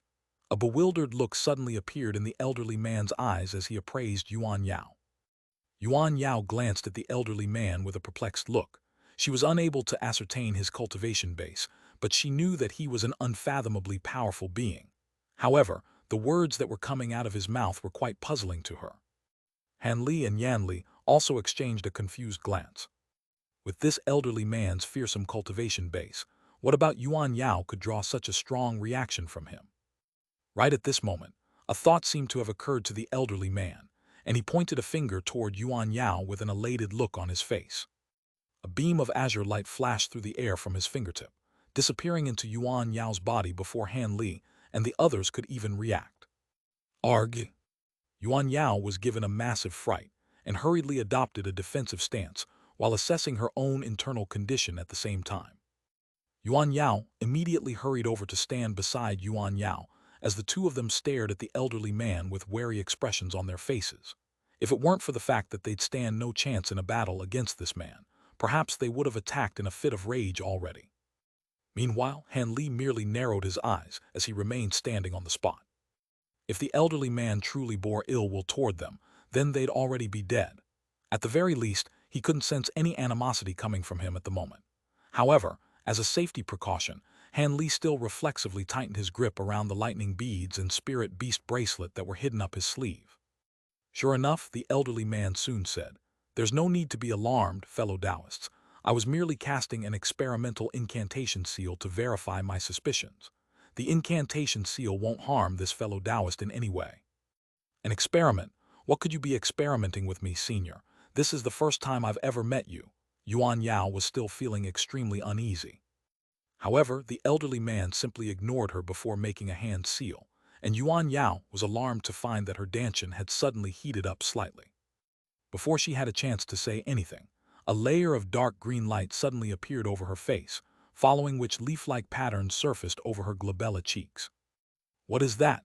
Yan Li exclaimed as she caught sight of the patterns that had appeared on Yuan Yao's face. However, Yuan Yao was completely oblivious to the patterns that had surfaced over her glabella, so she was rather perplexed by Yan Li's alarmed reaction. "As expected, you really do possess the heavenly yin physique. I've yet to find one after all my years of searching, yet just as I'm about to give up, one is delivered right to my doorstep. Thankfully, it's not too late. There's still just enough time." The elderly man suddenly burst into ecstatic laughter. Yan Li and Yuan Yao were both slightly fearful of the elderly man's seemingly deranged reaction, and they reflexively took a few steps backward as they turned to Han Li for help. Han Li's brows furrowed as he asked, "I dare say that I'm fairly knowledgeable, but I've never heard of this heavenly yin physique. Would you be able to elaborate on it, Senior Jiang?" "My apologies, I've been looking for someone with a heavenly yin physique for countless years, so my emotions got the better of me there. The heavenly yin physique isn't a concept from our human race. Instead, it's a special constitution renowned in the Chang Yuan race, so it's no surprise that you haven't heard of it. This constitution doesn't provide any benefits when using human cultivation arts, but some immensely powerful cultivation arts of the Chang Yuan race can only be used by someone with such a physique. However, beings who fit this criterion are extremely rare, even in the Chang Yuan race, and it's even rare among other races. At the very least, I've spent close to 10,000 years searching for one, all to no avail. Fellow Taoist Yuan, right? Would you be willing to become my disciple?" The elderly man suddenly asked with a smile. Yuan Yao stunned upon hearing this. "You want to take junior martial sister Yuan as your disciple, senior?" Yan Li was also completely flabbergasted. "Indeed, but rest assured, I bear no ill will. Truth be told, I'd like to take fellow Taoist Yuan as my disciple so she can cultivate an ability that can only be used by those with her constitution, and with the assistance of that ability, I'll have at least a 70% chance of transcending my next heavenly tribulation. In fact, if I'm fortunate, I could perhaps even transcend the tribulation after that. With 2 heavenly tribulations worth of time, I can make further advancements in my cultivation, and it won't be impossible for me to progress to the tribulation transcendence stage," the elderly man said in an earnest voice as his smile faded. "Tribulation transcendence stage? Could it be that you're a grand ascension stage cultivator?" Yuan Yao drew a sharp breath in astonishment. "He, I've been an early grand ascension cultivator ever since over 10,000 years ago. How about it? If I wanted to accept a disciple, countless high-grade cultivators would flock to my cave abode just for a chance to be considered by me," the elderly man said in a proud manner. Yan Li was truly dumbstruck by this point. Han Li had already suspected this to be the case, but hearing the elderly man admit this himself still made his throat run dry. This was the first every grand ascension cultivator Han Li had encountered since ascending to the spirit realm. Yuan Yao forced herself to calm down before asking in a hesitant voice, It would of course be a great honor for me to become your disciple, senior, but this is all a bit too sudden. May I please have some time to discuss this matter with fellow Taoist Han and senior martial sister Yao? Looks like I was in too much of a hurry. Of course you can discuss this matter with your companions. How about this? You can stay in my cave abode and rest for a while, then give me an answer within 3 days, the elderly man said with a confident stroke of his beard. Yuan Yao and Yan Li were quite relieved to hear this, and both of them hurriedly expressed their gratitude. The elderly man suddenly smiled and clapped his hands together, following which white light flashed, and a semi-transparent white figure emerged out of thin air on one side of the hall. Take our guests to the guest room for some rest. If our 3 fellow Taoists have any requirements, do your best to satisfy them, the elderly man instructed. Yes, master. The white figure extended a respectful bow in response. Han Li swept his spiritual sense toward this white figure, and his heart jolted as he discovered that this being was a late spatial tempering stage ghost monarch. Han Li had many questions left unanswered, but he could only leave with this white figure. After Han Li's trio left the hall, the elderly man withdrew his gaze as a contemplative look appeared on his face. Meanwhile, Han Li and the others followed his ghostly servant through a series of passageways, past a few smaller halls, then arrived in a courtyard. The courtyard consisted of a dozen or so stone cabins, and they weren't particularly spectacular or intricately crafted, but they were all quite clean and tidy. The white figure pointed toward the courtyard and said in a cold voice, "The 3 of you can stay and rest here. If you don't have any urgent matters that need to be addressed, I suggest you don't go anywhere else. If you do have something that needs to be taken care of, call for me and I'll get here as soon as possible." After that, the white figure vanished on the spot, leaving Han Li's trio behind to glance at one another. Let's go in and have rest first. We've been traveling non-stop these past few days, so I'm sure the 2 of you are quite tired as well. We can consider the other matters on hand after we've all recovered some of our energy. In any case, we've got 3 days to decide, so there's certainly no hurry, Han Li said in a slow voice as he turned to the 2 women with a smile. Yan Li forced a smile in response, whereas Yuan Yao's brows remained tightly furrowed. Thus, Han Li strode into the courtyard first. He made his way toward one of the stone cabins, and there were no restrictions on the door, so he opened it and walked into the room. The interior of the cabin wasn't very large, only around 70 to 80 feet in area, but it was completely furnished with extremely simple bluestone furniture. There was even a grass-woven futon sitting in a corner of the room. Han Li swept a sleeve through the air, and a dozen or so formation flags flew forth before disappearing into the corners of the cabin. An azure barrier of light slowly appeared. This was only a simple restriction to ward off surveillance. Even though it had no actual defensive properties, at least the elderly man wouldn't be able to see what he was doing. Han Li took off his shoes in an unhurried manner before immediately falling asleep on the bed. Ever since he'd entered the infernal river, he'd had to be wary of the ghostly beings that ran rampant in the area as well as the demon monarchs plotting against him, so he hadn't had any good rest to speak of. Even though he couldn't completely bring himself to trust this elderly man, it wouldn't matter no matter how cautious he was seeing as he was dealing with a grand ascension cultivator, so he simply decided to let down his guard for the most part and take this opportunity to rest and recover. Snores rang out in the stone cabin, and Han Li fell into a deep slumber. He dreamed of the scenes during his childhood when he'd lived together with his parents and siblings, and he even dreamed of some of his childhood friends. These people were all extremely familiar to him, but he somehow couldn't glean any of their facial features. In the air, a pair of gentle and loving eyes appeared in his dream, and those eyes belonged to none other than Nangongwan, his wife in the human world. Nangongwan didn't say anything after appearing in his dream. She merely appraised Han Li with a warm and passionate gaze, and Han Li also looked back at her, seemingly entranced by her beauty. After a long while, Han Li's eyelids fluttered as he woke up, but the image of Nangongwan's beautiful eyes still remained in his mind. He didn't immediately get up. Instead, he lay on his bed, basking in the warmth that dream had brought to his heart. After a while, the intoxicated look in Han Li's eyes gradually faded, and he reverted back to his usual calm expression. Perhaps it was a coincidence, but right at this moment, Yan Li's delightful voice sounded outside his door. "Are you up yet, Brother Han? If so, please come to discuss the matters at hand with my junior martial sister and myself." Yan Li was speaking in quite a polite manner, Please wait for a moment, I'll be coming soon, Han Li replied as he sat up on his bed. We'll be waiting in the stone cabin in the middle for your visit then, brother Han. Yan Li chuckled before departing. Han Li calmly put on his shoes, then raised a hand to conjure up a burst of azure light that revolved around his entire body. The creases on his robes were instantly smoothed out as a result, and Han Li was also feeling more alert as he strode out of his stone cabin. Yuan Yao and Yan Li had lived in the same cabin the night before, so they had most likely had a preliminary discussion already. With that in mind, Han Li made his way into the stone chamber at the very center of the courtyard.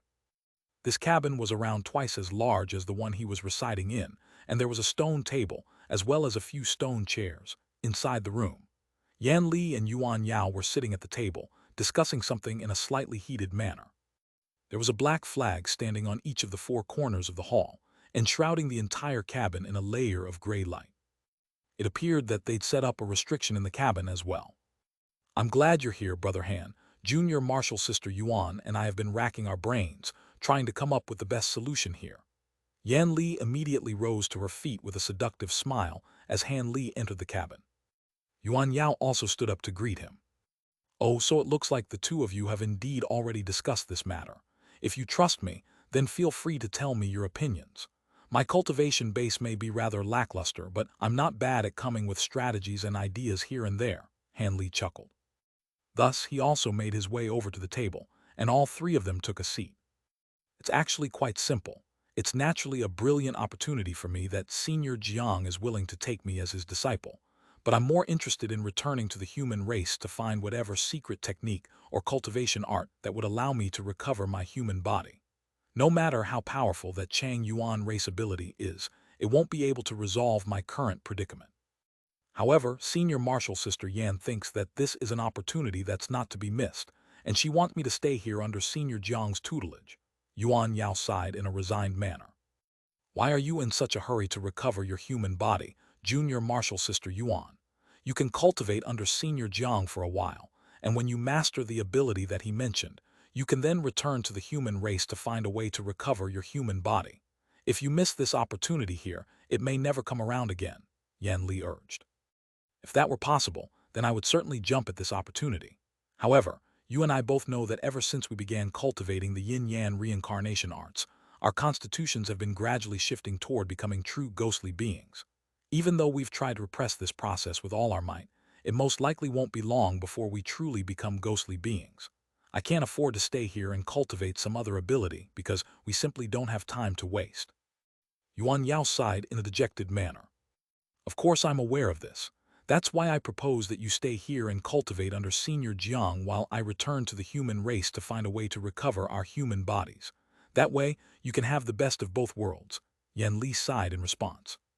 There's no need to try and placate me, Senior Marshal Sister.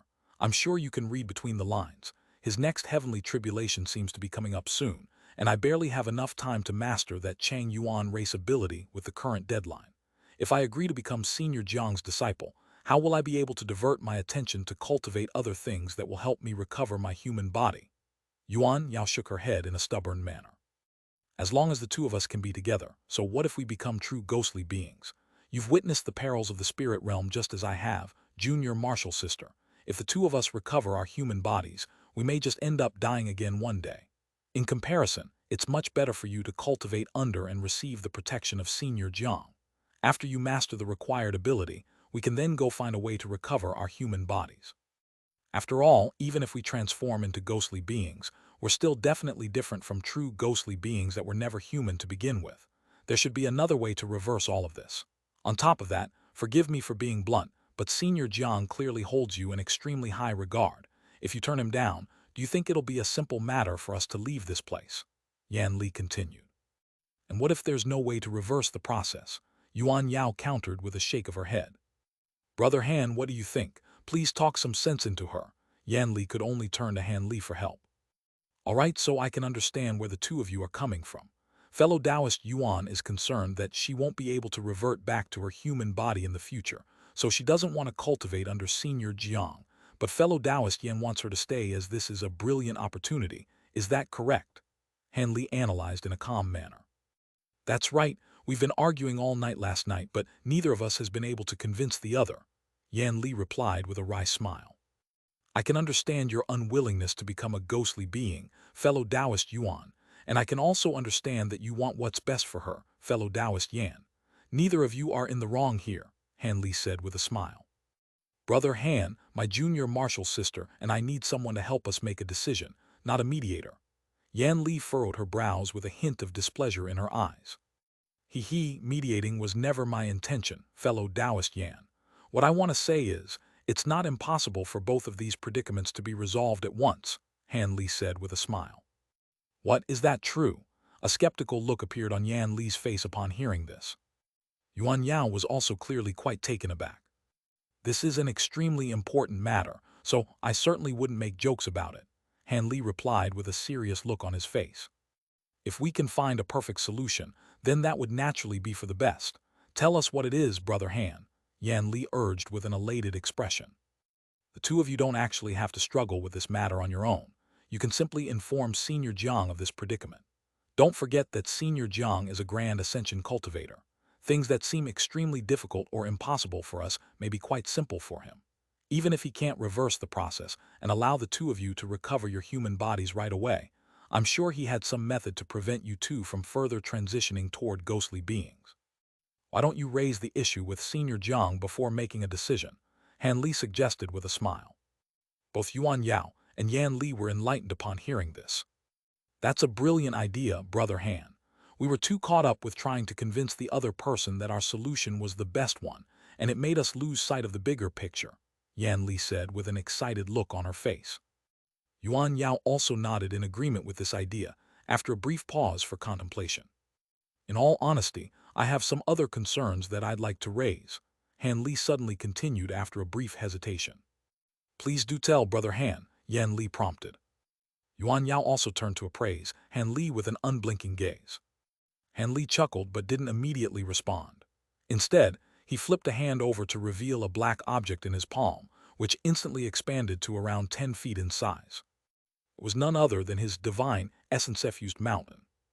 He swept a sleeve through the air, and the small mountain flew out onto the roof as a streak of black light, then transforming into a gray light barrier that enshrouded the entire cabin.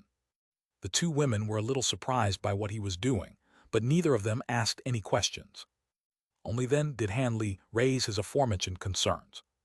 My divine essence-effused light is nothing in the face of a grand ascension cultivator, but it'll alert me as soon as any spiritual sense attempts to infiltrate it. What I'm about to say next may be a little disrespectful to Senior Jiang, but I believe it needs to be discussed. Fellow Taoist Yan, you're adamant that fellow Taoist Yuan should become Senior Jiang's disciple, but have you considered the notion that perhaps this senior doesn't want to use fellow Taoist Yuan's powers to help him transcend his next heavenly tribulation, but for some other purpose instead? Or perhaps helping him transcend his next tribulation could be an extremely harmful or dangerous process to fellow Taoist Yuan. In that case, what will you do? The two women exchanged a glance upon hearing this, but they weren't very surprised to hear these issues being raised. Yan Li forced a smile onto her face and said, Surely that's going too far, Brother Han. Senior Jiang is a grand ascension cultivator. He wouldn't lie to insignificant juniors like us. Han Li raised an eyebrow upon hearing this, and only after staring at the two women for a while did he nod with a faint smile. It appears I was overthinking things then. Seeing as the two of you have already considered this issue, I won't speak any further about it, but allow me to issue one final reminder to fellow Taoist Yuan. Senior Jiang is extending an invitation for you to become his disciple, leaving you with the power to make the final decision, rather than forcing you under his wing. This indicates that the objective he wants to achieve can't be accomplished by force. In that case, you do have a certain level of leverage against him, which means that you're not completely doomed to follow his bidding. It would be very dangerous to try and abuse that leverage, but do be aware that it exists. Thank you for the reminder, Brother Han, Yuan Yao replied with a wry smile. Han Li smiled before waving an arm through the air, and the divine essence-effused mountain instantly disappeared along with the gray light barrier. After that, Han Li discussed a few more things with the two women, and also speculated about why he was residing in a place like this. However, Yuan Yao then insisted on going to see the elderly man right away to determine whether he'd actually be able to help them recover their human bodies. Han Li and Yan Li naturally wouldn't oppose her, so the three of them emerged from the stone cabin together. Yuan Yao then called out for the white ghostly figure that had brought them to this courtyard, and it immediately appeared as if it had never even left in the first place. After hearing their request to see the elderly man, the ghostly being nodded before leading the way. A short while later, Han Li and the others returned to the cavernous hall, where they were greeted by the sight of the elderly man once again. The man was still sitting on the same chair as before, and a faint smile appeared on his face at the sight of Han Li's trio as he asked, "Have you already decided to accept my offer, fellow Taoist Yuan?" Yuan Yao extended a respectful bow toward the elderly man and considered her response for a short while before carefully replying, "I am forever grateful for your immensely kind offer, and I would love to cultivate by your side. However, there is an issue that I need to address or I won't be able to accept your offer right away." "Oh, an issue, you say? Why don't you tell me about it?" The elderly man's eyes immediately lit up, and he seemed to be quite confident in his ability to take care of any issues that Yuan Yao could raise. Thus, Yuan Yao immediately revealed to the man her wishes to return to her human form. "Haha, you made it sound like some kind of impossible predicament, but this is merely a trifling matter. I can refine several types of pills for you, then expend some magic power to expel the yin power within your body, and it'd only be a matter of a few years before you can recover your human body. On top of that, it won't hamper your cultivation of the Chang Yuan race ability at all." The elderly man chortled with glee, as if this were merely a simple task to him. Letter 1D557, letter 1D563, letter 1D41E, letter 1D41E, letter 1D604, letter 1D41E. Letter 1D680, letter 1D560, letter 1D696. In that case, I would certainly be willing to accept you as my master, Senior Jiang. Yar pays her respects to her master. Yuan Yao was also overjoyed by this outcome, and she immediately extended another respectful bow. "Good, good. Rest assured, my disciple, I can wait a few years with no issues. Whenever you completely recover your human body is when you can begin cultivating that Chang Yuan race ability." The elderly man swept a sleeve through the air, sending forth a burst of gently invisible power to help Yuan Yao back into an upright posture. Tears suddenly welled up in Yuan Yao's eyes as she continued, "Master, you've already agreed to help me recover my human body, so I really shouldn't be asking for anything else. But Senior Marshal Sister Yan Li has been like a true sister to me for many years. Would you be able to accept her as your disciple as well, and also help her recover her human body?" A conflicted look appeared on the elderly man's face, and only after a long while did he heave a faint sigh. "I've already made an exception by accepting you as my disciple, so I won't be able to take fellow Taoist Yan under my wing no matter what. However, I can help her recover her human body if that's what you want." Yuan Yao still wanted to insist on the matter, but Yan Li cut her off with a surreptitious shake of her head toward Yuan Yao. "I'm already extremely grateful that Senior Jiang is willing to expend the time and effort to help me recover my human body. I couldn't possibly hope to become Senior Jiang's disciple with my mediocre aptitude, so please don't ask for anything more, Junior Marshal Sister." Yan Li had spoken in an extremely earnest manner, and a slightly dejected look appeared on Yuan Yao's face, but she fell silent in the end. She was also quite aware that a man of Senior Jiang's status wouldn't easily change his mind after making a decision. Agreeing to half of her condition was already a show of great generosity, so it wouldn't be realistic to ask for anything more. Han Li had accompanied the two women into the hall, but he merely stood off to the side and refrained from saying anything. However, he was inspecting the elderly man with intense focus this entire time, trying to catch any signs of deceit in his words, but the elderly man appeared to be quite genuine throughout this entire process, and that came as quite a relief to Han Li. It appeared that this Senior Jiang truly was looking for a disciple. All of a sudden, the elderly man transmitted his voice to Han Li. "Fellow Taoist Han, I have something that I'd like to speak to you about alone. Would you be willing to hear it?" Han Li was slightly taken aback, but he quickly transmitted his voice in reply. "I'd be more than glad to hear it, Senior Jiang." Yuan Yao and Yan Li could see Han Li and the elderly man's lips moving, but no sounds came out, so they were aware that the two were clearly conversing through voice transmissions. The two women glanced at one another before wisely waiting in silence. "In all honesty, if I hadn't discovered that this female companion of yours possesses the heavenly yin physique, I'd originally intended to take you as my disciple and inherit everything I have.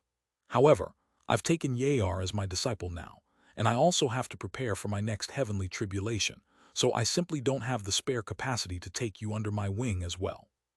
That's quite regrettable to me, as I'm very interested in your simultaneous cultivation, the elderly man said in a forlorn voice.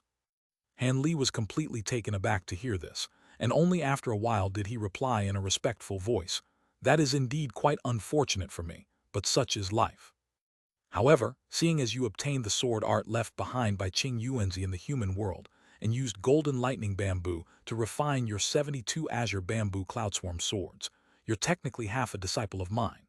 If you're still interested in the new azure essence sword art and refining your azure bamboo cloudswarm swords again, I can bestow those methods upon you.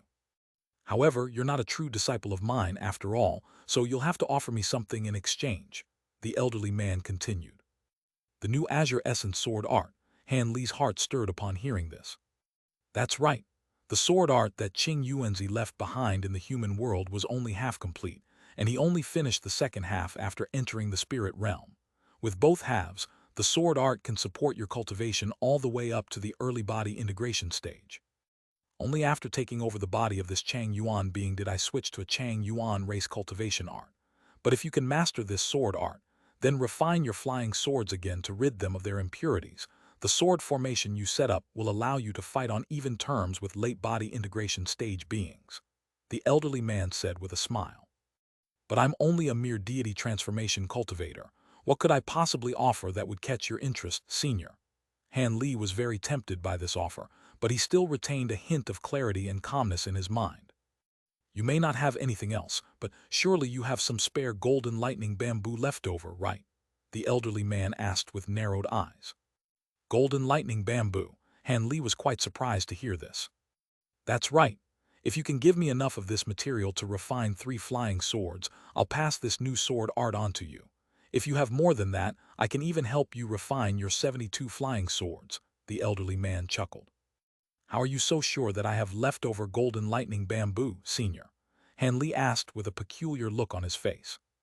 "I can't be absolutely sure, of course, but seeing as you were able to refine 72 flying swords with the materials, there's a good chance that you'll have some spare golden lightning bamboo, which is why I mentioned it," the elderly man replied. "I'm afraid I'll have to let you down, senior. I don't have any spare golden lightning bamboo. I came across the golden lightning bamboo I used to refine my swords by chance, and there was only just enough of it to refine these 72 flying swords," Han Li sighed. "You don't have any left?" The elderly man furrowed his brows, seemingly slightly taken aback by this. "That's right. I really do want the new sword art, as well as to refine my flying swords again, but I'm afraid I simply don't have the resources to facilitate this exchange," Han Li replied with a wry smile. He was telling the truth here. Even though he had that mysterious small vial and a spiritual root of the golden lightning bamboo, the divine devilbane lightning contained within the 72 flying swords had always been sufficient for him, and there were countless other things that he had to use that small vial for. As such, he didn't nurture any additional golden lightning bamboo. He was quite tempted by the exchange that the elderly man was proposing, but he could only decline. The elderly man stared at Han Li for a long while before determining that he didn't seem to be lying, and only then did he continue. "If you don't have any golden lightning bamboo left, then I won't be able to give you the sword art. Actually, when you were harvesting the golden lightning bamboo, you must have obtained a lot of its leaves as well, right?" A thought suddenly occurred to the man, and he inquired about the leaves of the golden lightning bamboo instead. Han Li faltered slightly upon hearing this before replying, "I did indeed procure a lot of these leaves. Those leaves were quite peculiar, seemingly not wooden nor metallic in nature. I never managed to find a use for them, but they didn't seem like ordinary items, so I kept all the leaves in a safe place." "Great. If you don't have golden lightning bamboo, then I can give you the sword art and the refinement method for your flying swords in exchange for those leaves. However, I won't be helping you refine your swords. What do you think?" the elderly man asked as a hint of elation appeared in his eyes. "That would be fantastic," Han Li replied without any hesitation. He knew that these leaves had to be quite useful for something, or the elderly man wouldn't be asking him for them. But it was naturally a great exchange for him to be able to offer something that he didn't know the purpose of for something that was extremely useful to him. Thus, Han Li immediately swept a hand over his storage bracelet. An azure light flashed as two faint green wooden boxes appeared in his hands. He then tossed both of wooden boxes toward the elderly man, and a faint light flashed through the man's eyes as the two boxes drew to a halt, hovering in midair before him. The lids of the boxes were then lifted amid flashes of white light, and stacks of shimmering, golden bamboo leaves were revealed. There's no mistaking it, these are indeed golden lightning bamboo leaves. The elderly man was able to instantly ascertain the authenticity of these leaves, and a pleased expression appeared on his face.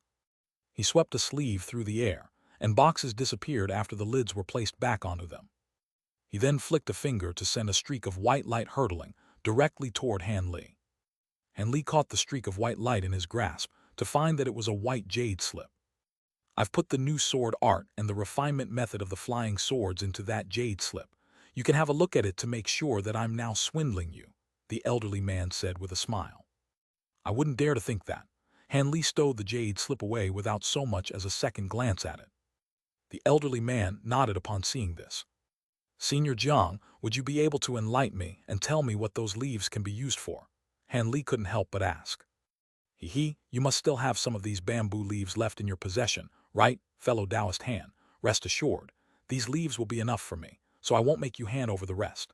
The purpose of these leaves is something that's known to very few people in the human race, but it's common knowledge in the Chang Yuan race, so there's no harm in telling you. These leaves can be used for two purposes. The first is to refine them into a type of divine lightning known as golden devil vanquishing lightning. In terms of potency against devilish beings, this type of lightning is superior even to divine devil-bane lightning.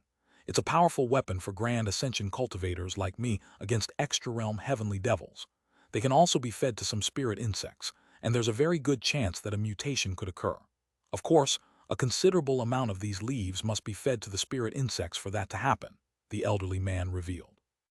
Letter 1D487, letter 1D667, letter 1D65A, letter 1D4E, letter 1D66C, letter 1D65A, letter 1D4EC, letter 1D664, letter 1D4F6. Extra realm heavenly devils, what are those? Han Li was perplexed. The elderly man was clearly in a very good mood, and he was a lot more talkative as he explained. How do I say this? It's kind of like the lightning tribulations that befall us cultivators, except lightning tribulations take place at regular intervals, whereas extra-realm heavenly devils are things that all grand ascension cultivators could be susceptible to at any moment. They're completely invisible and formless, kind of like inner demons, but countless times more dangerous.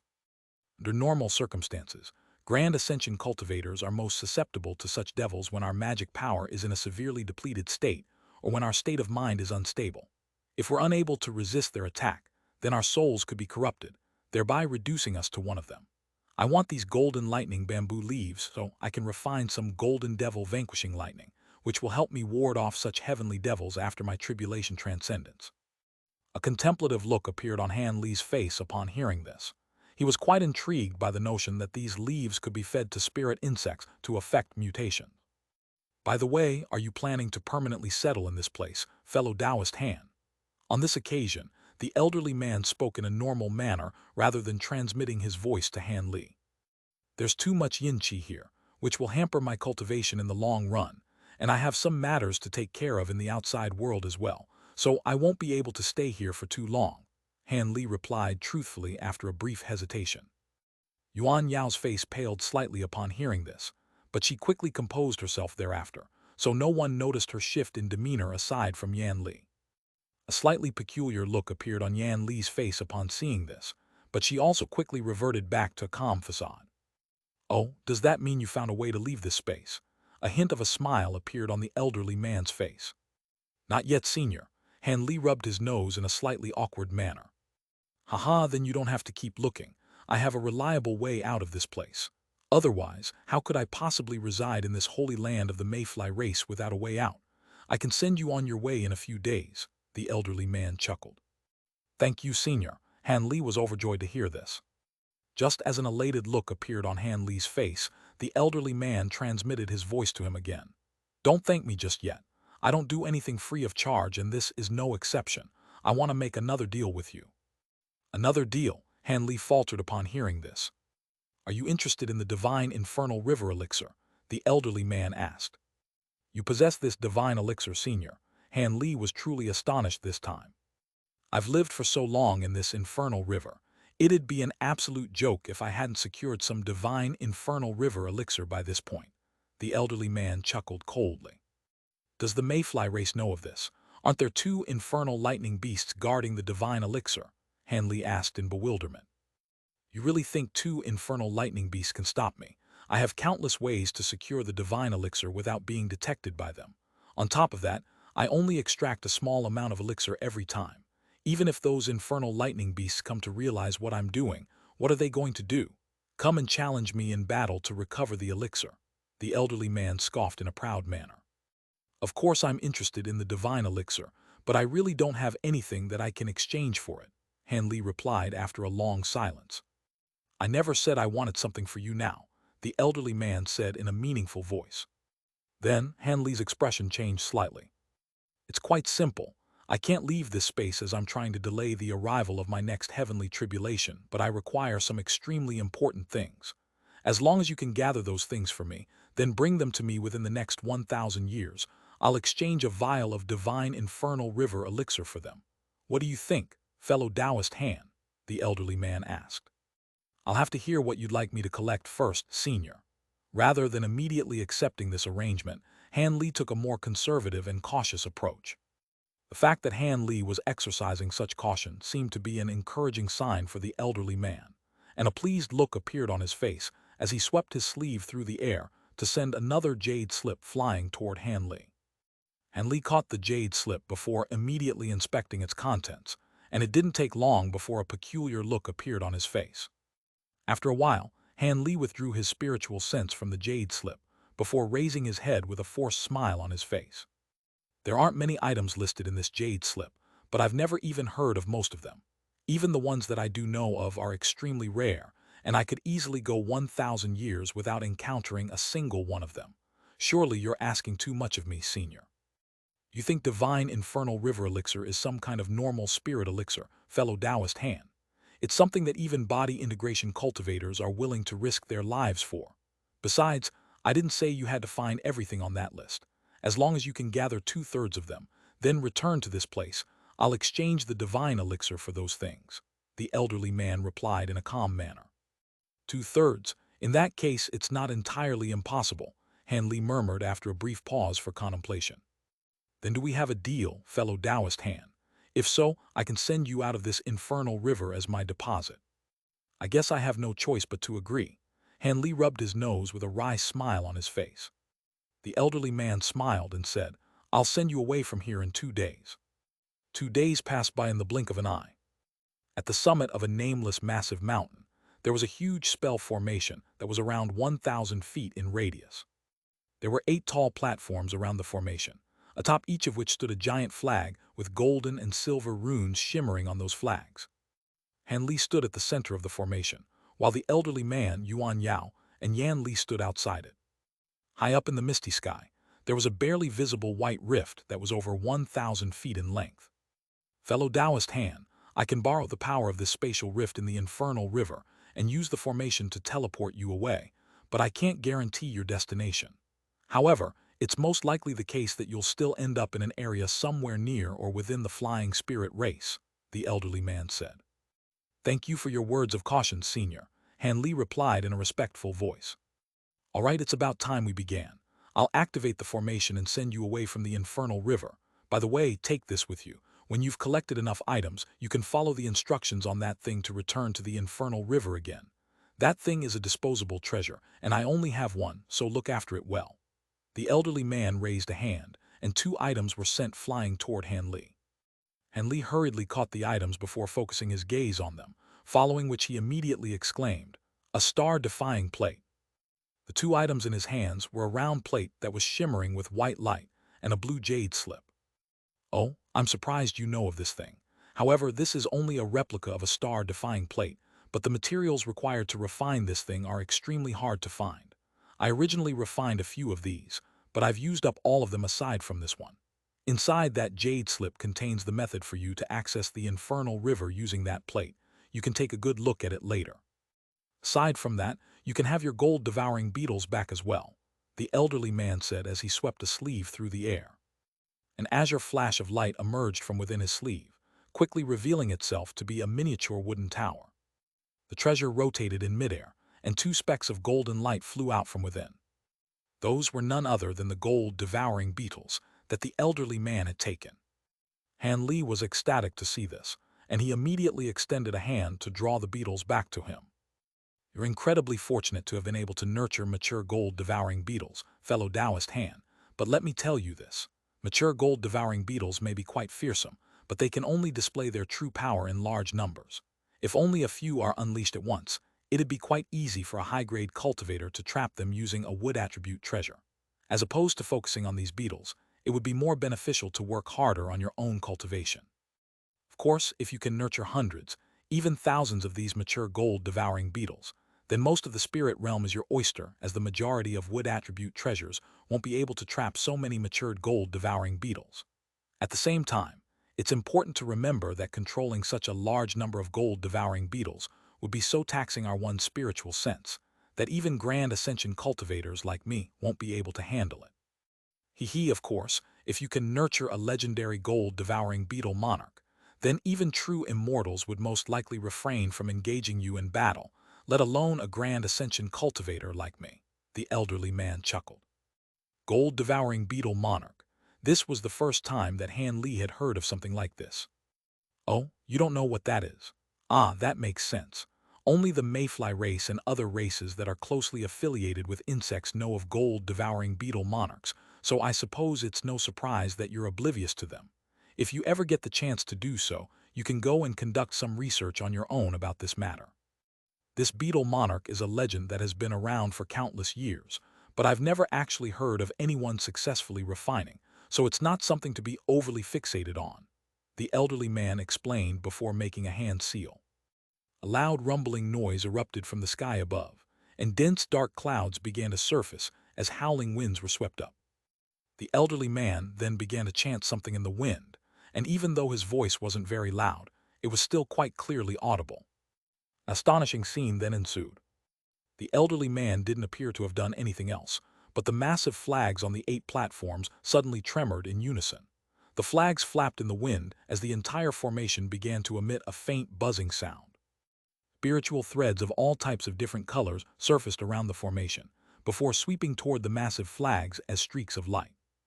As the 8 flags flashed within the spiritual light, bursts of astonishing spiritual pressure emanated from the formation as one rune after another emerged. Han Li was situated at the very center of the formation, so he could quite clearly sense just how fearsome the power imbued within these runes were. If any single one of those runes were to explode, he definitely wouldn't be able to withstand the explosion even with his current, immensely powerful body. Han Li's expression changed slightly as he took a deep breath. Yuan Yao looked on from outside the formation, and a hint of concern also appeared in her eyes. The 8 giant flags rotated at once before blasting forth 8 pillars of light that were as thick as large bowls, all of which disappeared high up into the sky in a flash. The white rift overhead immediately shimmered with brilliant light, and instantly became several times more visible than before. The elderly man swept a sleeve upward upon seeing this, and a dull thump erupted in the air above the formation, following which an azure sword projection that was several tens of feet in length appeared amid a flash of piercing azure light. Sever, the elderly man yelled before pointing 2 of his fingers at the huge sword projection up above. The azure sword projection immediately adopted a vertical position before flying up toward the white rift in the sky. A loud ringing sound suddenly erupted in the surrounding sky as the air abruptly tightened, as if all of the world's origin chi nearby had been sucked away by this sword. In the instant before the giant azure sword struck the white rift, it expanded countless times further, taking up the entire sky as if it were a divine weapon. The azure sword then proceeded to slice open that white rift amid a loud tearing sound that was audible throughout the entire heavens.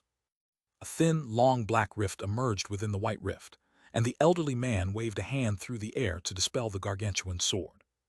At the same time, 8 gigantic runes, each of which was around the size of a cabin, surfaced near the black rift, shimmering with bright golden light. Han Li felt the air around him tighten, immediately following which the runes from the formation beneath his feet hovered toward him in unison. His heart jolted with shock upon seeing this, and just as chills were running down his spine, the runes transformed into lights of different colors before revolving rapidly around him. His surroundings suddenly blurred, and he was struck by a rush of dizziness. Following a strange, high-pitched screech, a pillar of five-colored light erupted from the center of the formation, then disappeared into the black rift in a flash. At the same time, the light emanating from the entire formation faded, and it ceased to function. At this moment, Han Li was already nowhere to be seen. "Master, has Brother Han really been teleported away?" Yuan Yao was unable to hide her concern any longer as she turned to the elderly man. "Rest assured, Yar, the teleportation formation worked extremely well, so he should be back in the spirit realm by now. Within 1,000 years, he'll return to the infernal river again, and you two will be reunited," the elderly man chuckled. He could also sense that Yuan Yao's feeling for Han Li seemed to have gone beyond simple friendship, so there was a suggestive tone to his words. Yuan Yao blushed slightly upon hearing this, but she made no effort to defend herself as she looked up into the sky again. The black rift up above was gradually sealing over, reverting back to a white rift that was slowly blurring again. Yan Li wrapped an arm around Yuan Yao's shoulder and smiled as she said, "Let's go back, junior martial sister. It's just as Senior Jiang says. You'll see him again if fate dictates it to be so. Your cultivation base and powers may not be able to match against fellow Taoist hands at the moment, but with Senior Jiang as your master, I'm sure you'll have at least matched him by the time he returns." You're not wrong there. That Han brat is indeed quite an extraordinary cultivator for someone of his cultivation base, but under my tutelage, you're almost guaranteed to progress to the spatial tempering stage, and there's a 40% to 50% that I'll even get you to the body integration stage, the elderly man said in a confident manner. "I'll be sure to cultivate to the very best of my abilities, master." Yuan Yao immediately rid her mind of all unnecessary thoughts and emotions as she extended a grateful bow toward the elderly man. Just as Han Li was teleported out of the infernal river, Liu Zhu, the white-haired beauty, the crimson-robed figure, and the purple-blood puppet were situated on a set of plains located countless kilometers away from the grayish-white mountain ranges, struggling to survive amid a sea of insects. There were countless winged centipede-like creatures, with hooked tails swarming toward and attacking them from all sides. These strange insects were each around 3 to 4 feet in size, and they were extremely ferocious with no fear for their own safety whatsoever. At this point, Liu Zhu had already transformed into a massive black insect himself, and countless streaks of black light were erupting from his body to puncture the insects around him. The purple-blood puppet had already expanded to over 1,000 times its original size at the crimson-robed figure's behest, and it was relentlessly blasting pillars of crimson light out of its 6 eyes. The white-haired beauty had also donned her suit of black armor again, and a sea of green flames was erupting from her war hammer to keep all of the surrounding insects at bay. The demon monarchs clearly held the upper hand, but all 3 of them were extremely frustrated as no matter how many of these strange insects they killed, there was always more to replace them, and it seemed as if there were no end to their numbers. Close to 10 kilometers away, there was a praying mantis-like creature with a human facing, praising the battle from afar with a frosty look on its face. In the air above this creature, there was a semi-spherical object around 1,000 feet in diameter, and it was flashing erratically with silver light as countless winged centipede creatures surging toward the demon monarchs in the distance in a frenzy. "We can't keep going like this. That's our mayfly race's holy nest. There's no end to the creatures coming out of it. How could a golden mayfly tier being possibly possess such an item? We have to get out of her right away," Liu Zhu roared. During that split second alone, hundreds of insects were punctured and killed by the black light erupting from his body. "Where can we run? These things aren't much slower than we are. If things continue like this, our magic power will be exhausted eventually," the crimson-robed figure said with a grim expression as he stood atop the purple-blood puppet. "Let's head straight to the passageway that led into this place. After we get there, we'll be able to return to the infernal river and evade the insect sea manifested by the holy nest," Liu Zhu replied without any hesitation. "Have you gone mad, fellow Taoist Liu Zhu? Even if we fly as quickly as we're capable of, it'd still take 2 to 3 months to get there. Are we just going to keep fighting these things during that time?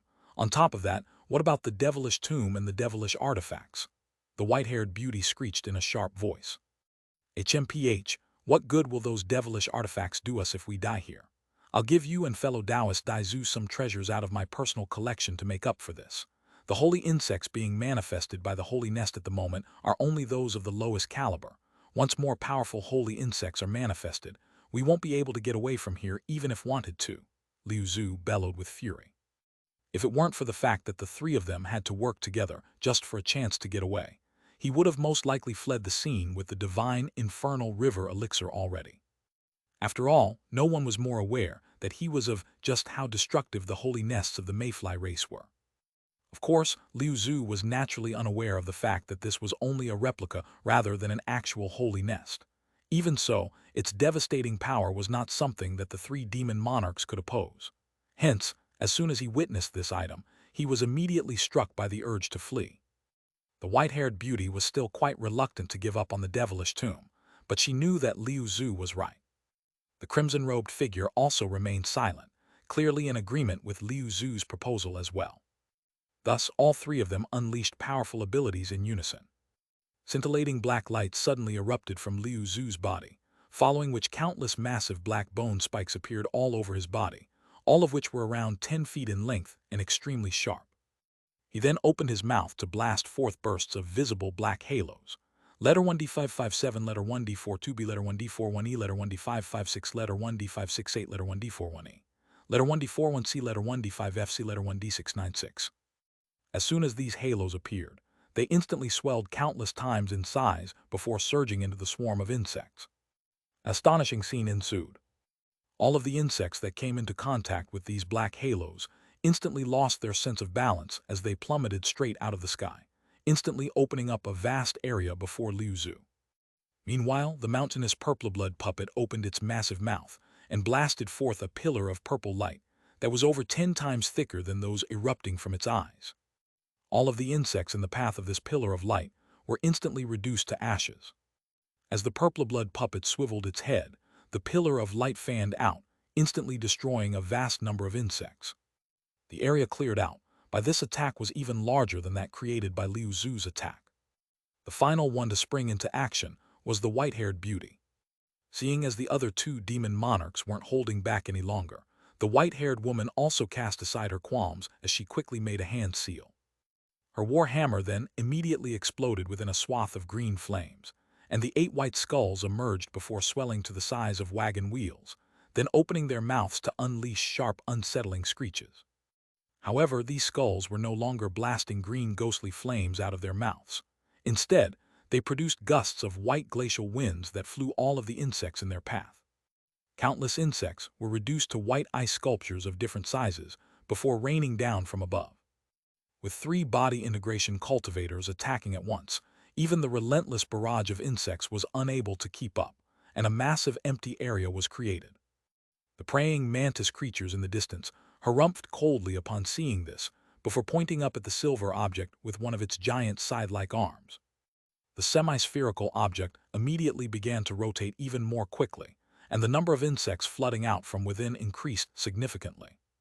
However, right at this moment, the 3 demon monarchs combined their magic powers to conjure up a massive ball of light around them, which allowed them to crash through the countless insects around them, thereby opening up a path that took them to the edge of the insect sea in just a few flashes.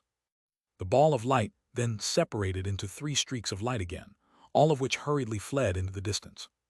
The praying mantis creature was clearly not expecting these demon monarchs to flee, and a furious expression appeared on its face before it let loose a sharp scream, sending the swarm of insects flying toward the demon monarchs in hot pursuit.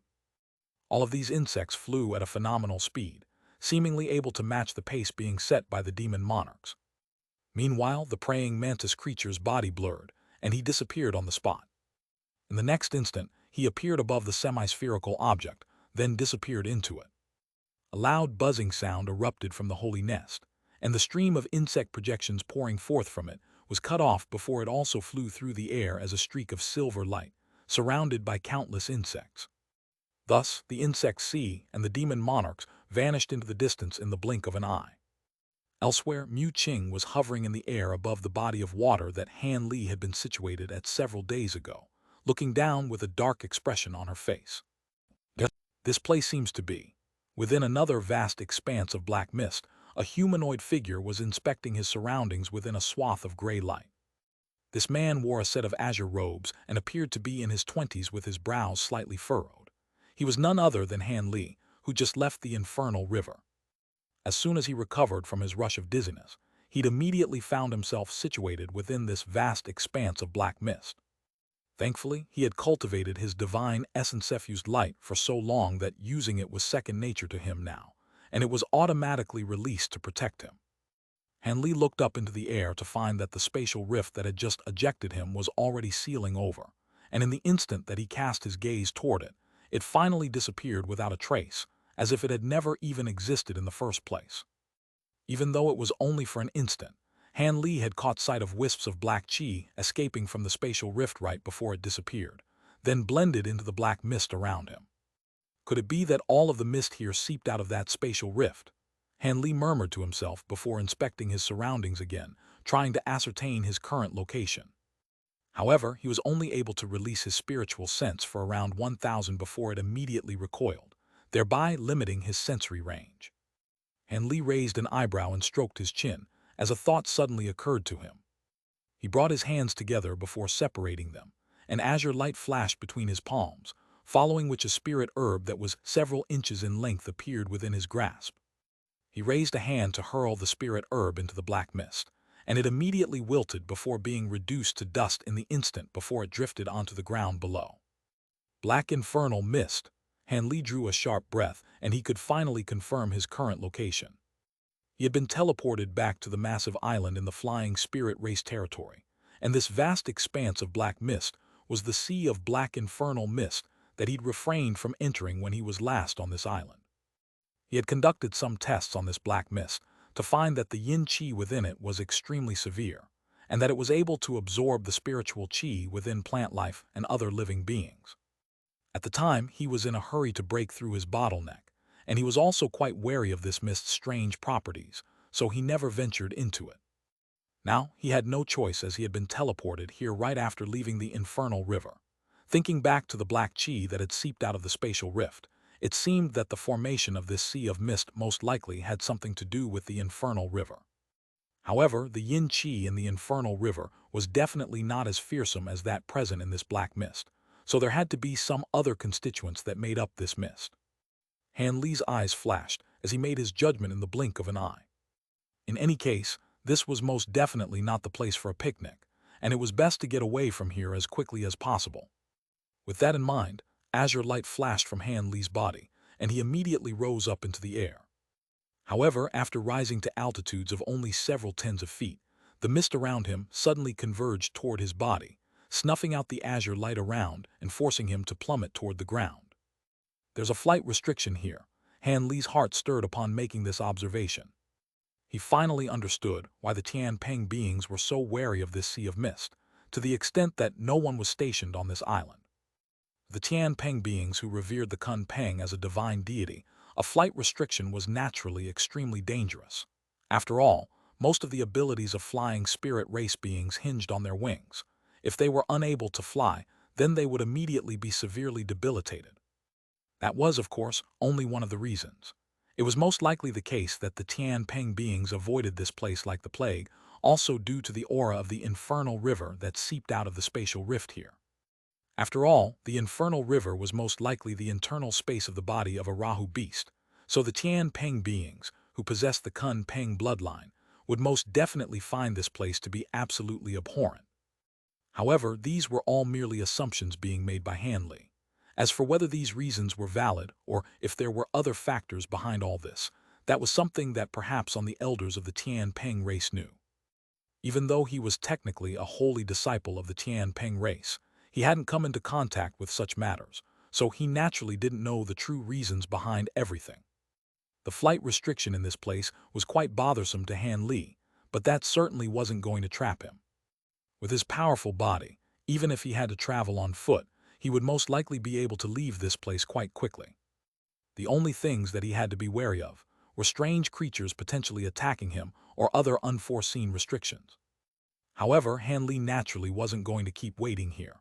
After making up his mind, he unleashed his spiritual sense to its maximal extent, then sped toward a certain direction. Hanli took a step forward, and even though it didn't appear as if he were moving all that quickly, he still covered a distance of 70 to 80 feet in a flash. After a while, he traveled several tens of kilometers, and he was already moving slower than he normally would as a safety precaution. Otherwise, if he were charging through the mist as quickly as he could, he would have covered several hundred kilometers already. He had once skirted around most of the outskirts of this sea of black infernal mist, and even when flying as quickly as he could back them, it had taken him around a month or two to go the entire way around one side. He didn't know where he was currently situated within the sea of mist, but it would most likely take him quite a few days to emerge from this area on foot. As such, Han Li wasn't in a hurry to forge ahead. Instead, he merely progressed at an even pace while considering his trip into the Earth Abyss and the Infernal River. During this adventure, he'd had quite a few perilous experiences and had almost been reduced to a puppet by the demon monarchs, but he'd also secured bountiful rewards. He had learned the true method to use his divine Devilbane lightning from Mu Qing, and also secured a vial of 5-colored peacock true blood from her. From Dai Zhu, he'd obtained the refinement methods for spirit servant puppets, thereby allowing him to master the refinement methods for the 9 Palaces Heavenly Talisman and the Armor Origin Talisman. On top of that, the elderly man with the Jiang surname had passed the new Azure Essence sword art onto him, along with the method to refine the Azure Bamboo Cloudswarm swords again. If he focused enough attention on those 2 things in the future, he'd presumably be able to make his sword formation a lot more powerful. However, none of those things were as valuable as the divine Infernal River elixir that had been promised to him. From what he knew of already, this elixir could alter one's constitution, thereby allowing one to absorb more of the world's origin chi than they'd normally be able to. This was an incredible item, and he naturally didn't want to give up on it. With this divine elixir, he'd be saving himself countless years of cultivation. For a cultivator with ordinary aptitude like Han Li, that was definitely something of the utmost importance. The items on the list given to him by the elderly man were all extremely difficult to find, but there was still hope for him if he had a time period of 1,000 years to find 2/3 of the items on the list. With that much time allotted to him, Han Li was relatively confident that he'd be able to achieve such a feat. However, what he had to do now was to return to his cave abode on the island as quickly as possible, then go into seclusion so he could consolidate the rewards that he'd reaped from this trip. Once he reached the pinnacle of the late deity transformation stage, he'd be able to take the black flame pills and attempt to progress to the early spatial tempering stage. During this journey, he'd encountered so many beings at the body integration stage and witnessed them in battle on many occasions.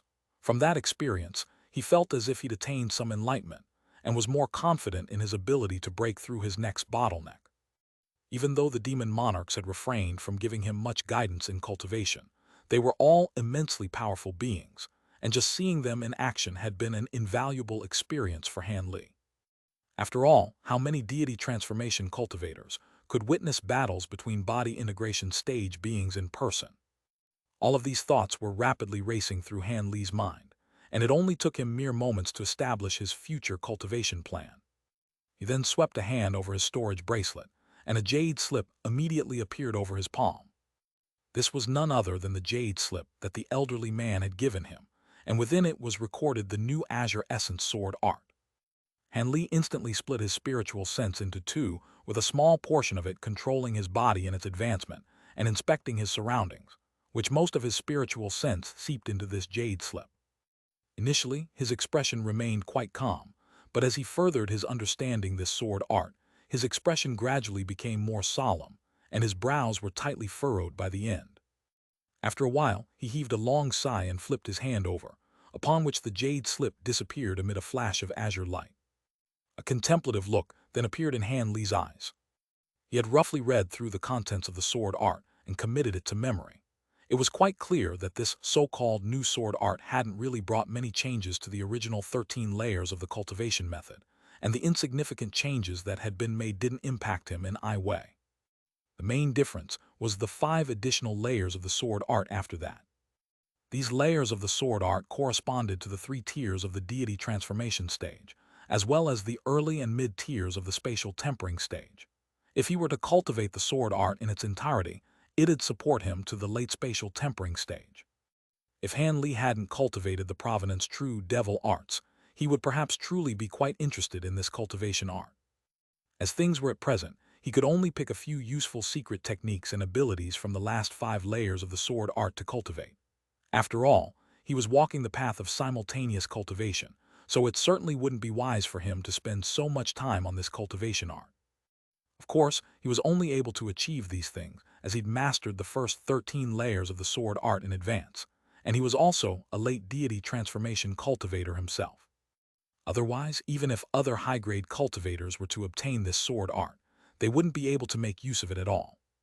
The things enclosed in the final 5 layers of the sword art that Han Li was most interested in was a pair of new sword formations, one of which was named Spring Dawn, while the other was called Azure Coil.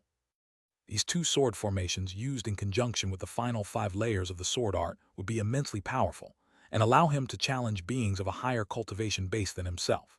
Even without cultivating the final 5 layers of the sword art, those 2 sword formations could still be unleashed, but the requirements on the flying swords used in that case were extremely stringent. They had to be extremely pure wood attribute flying swords that had been nurtured to an extremely high level. And Li's current 72 Azure Bamboo Cloudswarm swords couldn't satisfy this condition, so he had to refine them again. Among these 2 sword formations, Spring Dawn was something that he could unleash with his current cultivation base, but Azure Coil would only be something that he could cultivate and study after reaching the late spatial tempering stage. As such, Han Li directed his attention to the refinement method for the flying swords enclosed with the sword art. However, a bewildered look appeared on his face only after a brief inspection of the refinement method. The method wasn't very difficult, but the process during which the swords were refined had to be an extremely lengthy one, and during this time, his flying swords would be extremely brittle and frail, making them unusable in battle. Only after completely refining the swords and achieving a state of oneness with them would be able to display their true power. According to information in the refinement method, he'd have to rid his flying swords of the auric essence he'd refined into them as well, and in that case, he wouldn't be able to unleash his aureate sword formation. That was making Han Li rather hesitant. Not being able to use the flying swords for an extended period of time wasn't too much of a concern. After all, he wasn't relying on them as a crutch anyway. However, losing the aureate sword formation really was something that made him feel quite indecisive. The new sword art stated that Spring Dawn and Azure Coil were both far superior in power to the aureate sword formation, so it only made sense to sacrifice it for those 2 other sword formations. However, Han Li had never witnessed those 2 sword formations in action, yet the aureate sword formation had helped him defeat powerful enemies on more than one occasion, so he was inevitably going to be rather hesitant. He wasn't planning to cultivate the last 5 layers of the Azure Essence sword art, so it was a mystery just how much power he'd be able to unleash with those 2 sword formations, with just his refined flying swords alone. If it turned out to be the case that those 2 sword formations were inferior in power compared to the aureate sword formation, then he'd have incurred a massive loss while expending a lot of time and effort. Just as Han Li was trying to make a decision about his sword formation, his expression suddenly changed as he stood still on the spot. He peered into the black mist off to one side, and a dark expression appeared on his face as he said in a cold voice, "What are you doing lurking in the shadows over there? Were you planning to attack me?" He then raised a hand, and a thick bolt of golden light shot forth amid a loud thunderclap, forming a head-sized ball of golden lightning that hovered in midair.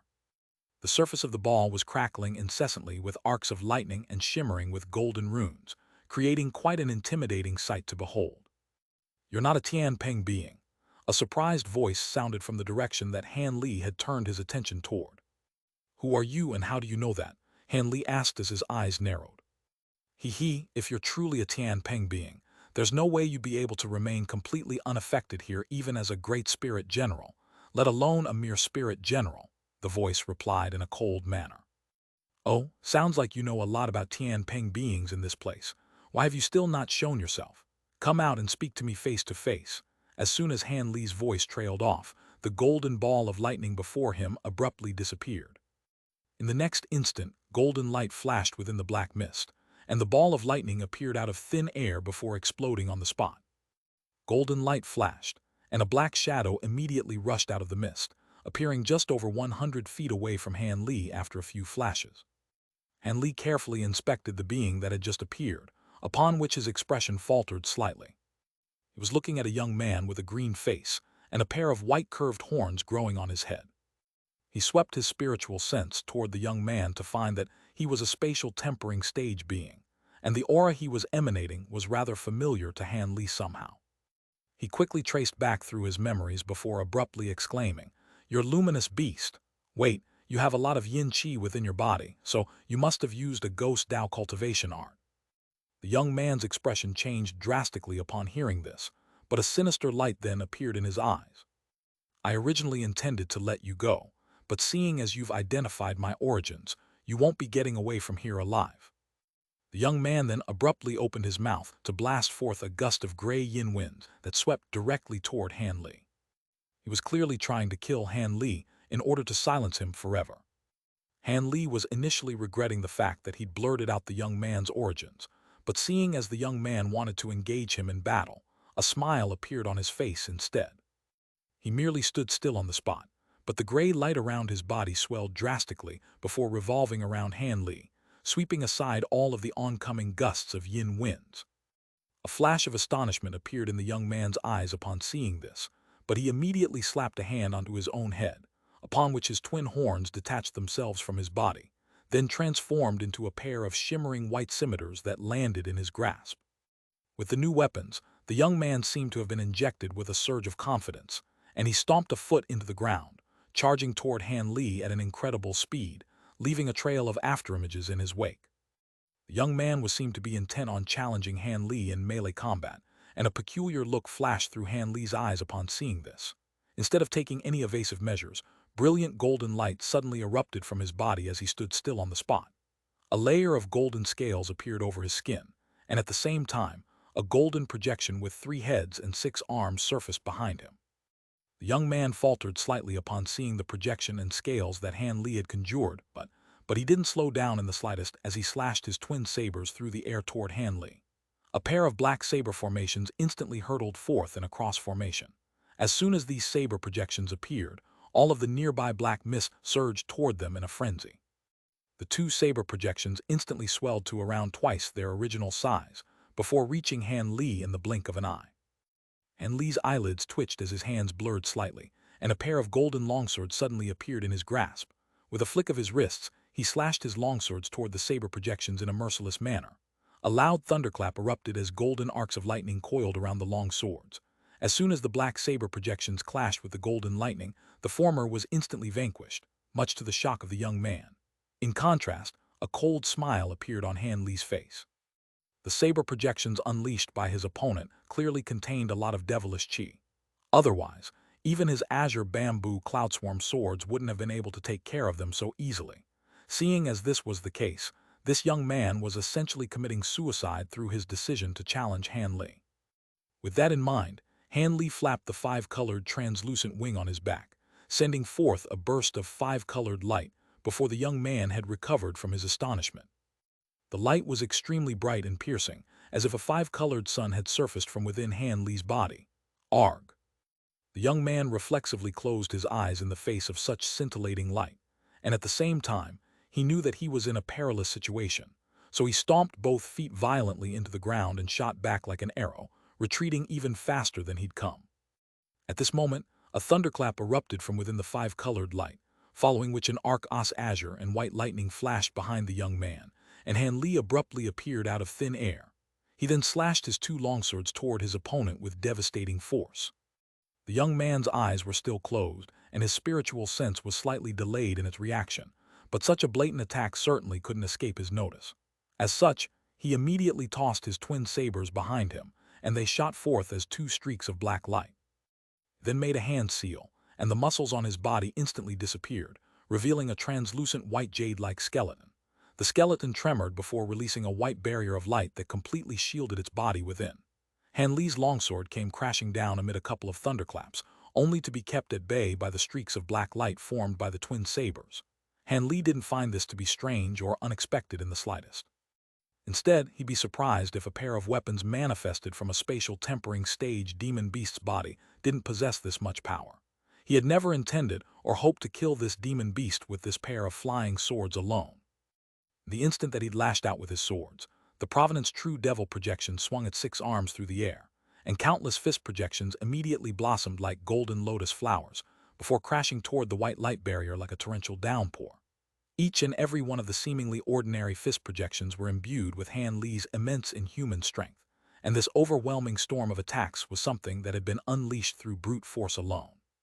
In the instant the white barrier of light was struck the fist projections, the seemingly resolute barrier immediately began to tremor violently before quickly being shattered by the devastating fist projections. All of this had taken place in only the blink of an eye, and only then did the demon beast twist around before opening its eyes. Having had all of its flesh and blood disappear, his eyeballs were also nowhere to be seen, and had instead been replaced by two balls of green flames in his eye sockets. The demon beast was mortified that his protective barrier of light had been destroyed so easily, and he immediately opened his mouth to blast forth several inky black streaks of light toward Han Li. At the same time, his head exploded of its own accord, following which a green bead shot forth from within and hurtled toward the distance. The remnants of his skeletal body quickly disassembled itself before forming a white bone shield that followed closely behind the green bead to protect it during his escape. The demon beast had clearly identified that he was no match for Han Li and immediately tried to flee the scene. He had cultivated for many years within this black infernal mist, and he was confident that if he could open up some distance between himself and Han Li, there was no way that the latter would be able to chase him down. However, Han Li was already intent on killing him at this point. He didn't want to let this demon beast get away, only to return and potentially cause trouble for him in the future. Thus, he let loose a cold harumph as the gray light before him flashed. The streaks of oncoming black light merely fizzled out almost as soon as they came into contact with this gray light. All of the golden fist projections in the air also abruptly disappeared, while golden light flashed from his provenance true devil projection. 6 thick bolts of lightning then surfaced from the hands attached to the projection's 6 arms, and the 6 arcs of lightning transformed into 6 golden lightning spears in unison. The arms then blurred as the 6 golden spears were hurled through the air. The golden spear streaked through the before crashing viciously into the white bone shield. To the credit of the shield, it was able to withstand the first 3 spears, but after being struck by the 4th spear, it finally exploded. The final 2 spears pierced through as a result, striking the green bead at the same time. Golden arcs of lightning flashed, and the green bead flashed erratically before exploding. Letter 1D627, letter 1D4C7, letter 212F, letter 1D452, letter 1D4CC, letter 1D452. Letter 1D4B8, letter 2134, letter 1D4C2. The projection of a luminous beast shot forth from within in a horrified manner.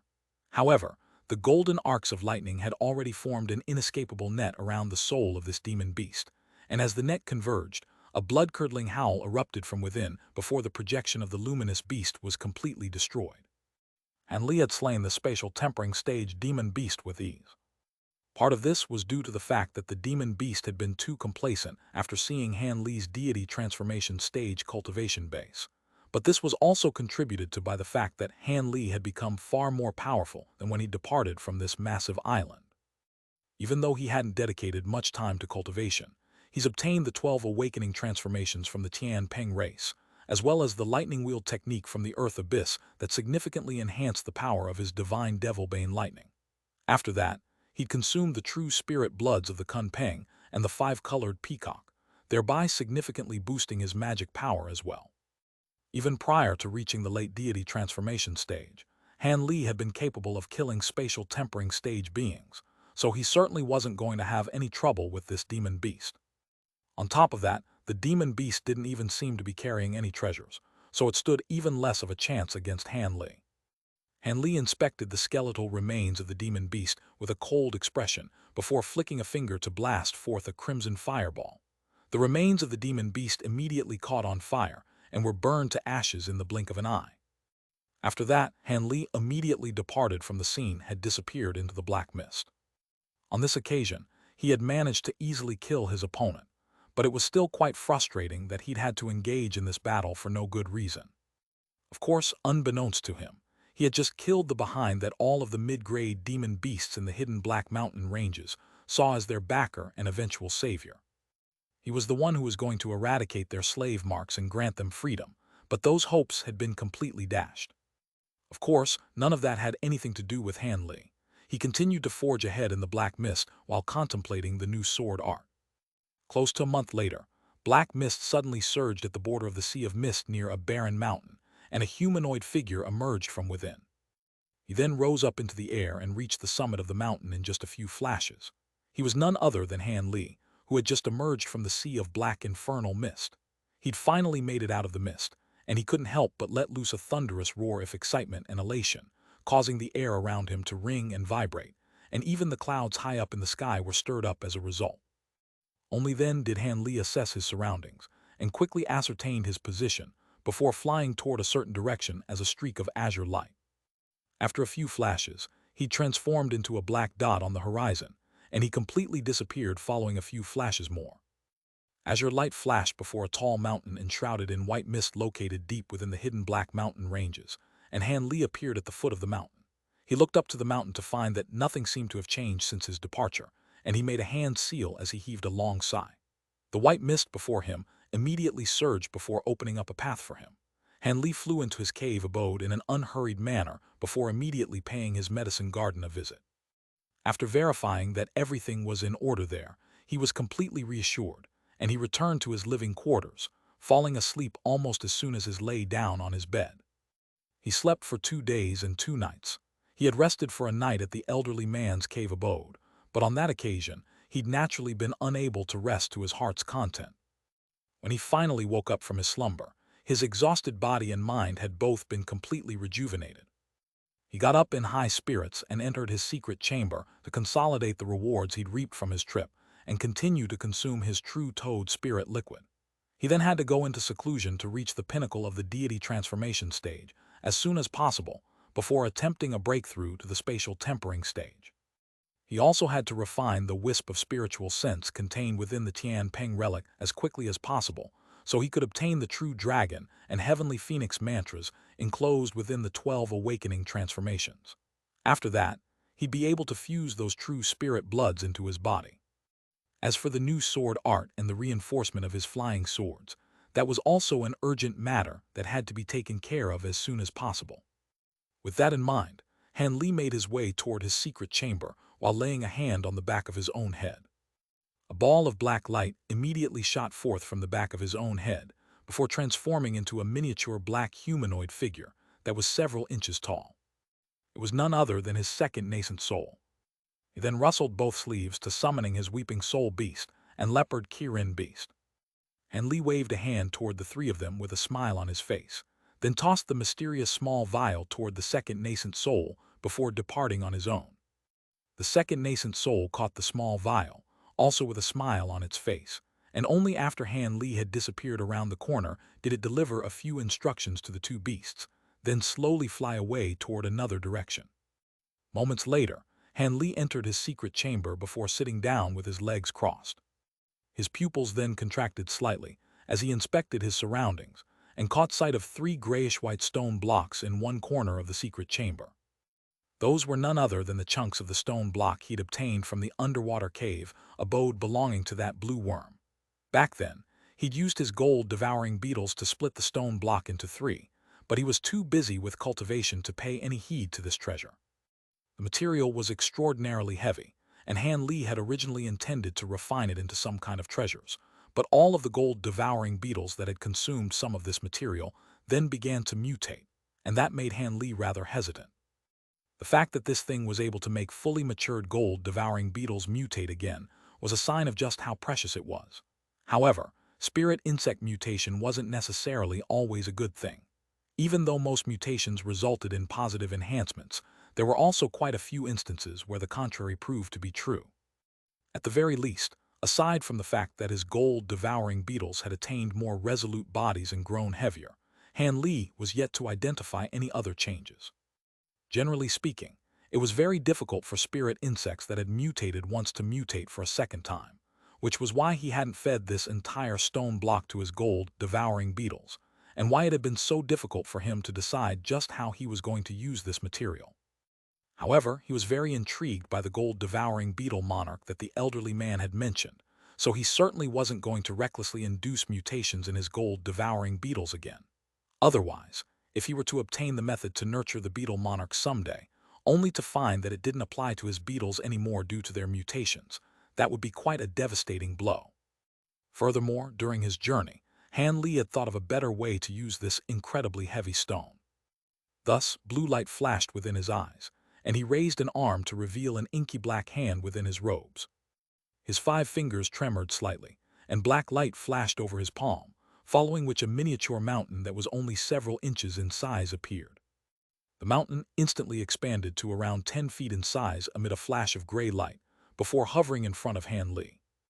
Golden light flashed from Han Li's body as the projection with 3 heads and 6 arms surfaced behind him, and he let loose a low cry as the 6 arms of the projection made a grabbing motion in unison toward the stone blocks in the corner. Several years ago, prior to fusing the true spirit bloods of the Cunning and the 5-colored peacock into his body, Han Li wouldn't have been able to move these stone blocks by grabbing at them from afar. However, not only had his cultivation base progressed to the late deity transformation stage, since then, his body had also become a lot more powerful due to the effect of the 2 true spirit bloods. Thus, he was able to move the stone blocks in such a manner now, and one of them wobbled before slowly flying toward him, causing the entire secret chamber to tremor in the process. Brilliant gray light erupted from the divine essence-effused mountain hovering before Han Li, and countless gray threads of light shot forth, encapsulating the oncoming stone block in a watertight cocoon. At the same time, the 6 arms of the Provenance True Devil projection behind him also moved in unison, and the stone block shot forth directly toward the Black Mountain. At this moment, Han Li began to chant something while pointing a finger toward the mountain. The divine essence-effused light immediately swelled further in size, while a large hole opened up on the mountain face that was aimed toward the stone block. Brilliant gray light erupted from that hole, and this was only a secret technique that Han Li had mastered after progressing to a certain cultivation base, as well as completely refining this mountain to the extent that it was almost an extension of his own body. Prior to cultivating the 100 Meridian Refinement Mantra, or even before he'd left the massive island, he'd have most likely been unable to accomplish this. The stone block was drawn into the hole that appeared on the mountain by the gray threads, and the impact of the collision made the divine essence-effused mountain tremor before flying back for several tens of feet, then thudding heavily onto the ground. Following another astonishing dull thump, even the restriction light barrier around the secret chamber tremored violently, and the base of the mountain had sunk around a foot into the ground. The divine essence-effused mountain was quite heavy in itself, and their combined weight had finally become too much for the floor to handle. Thankfully, the entire secret chamber had been fortified by Han Li with restrictions in advance, so it wasn't going to actually completely collapse. At this moment, Han Li was looking at the hole on the side of the divine essence-effused mountain with a peculiar look on his face. He made a hand seal before opening his mouth, and a ball of silver flames shot forth from within.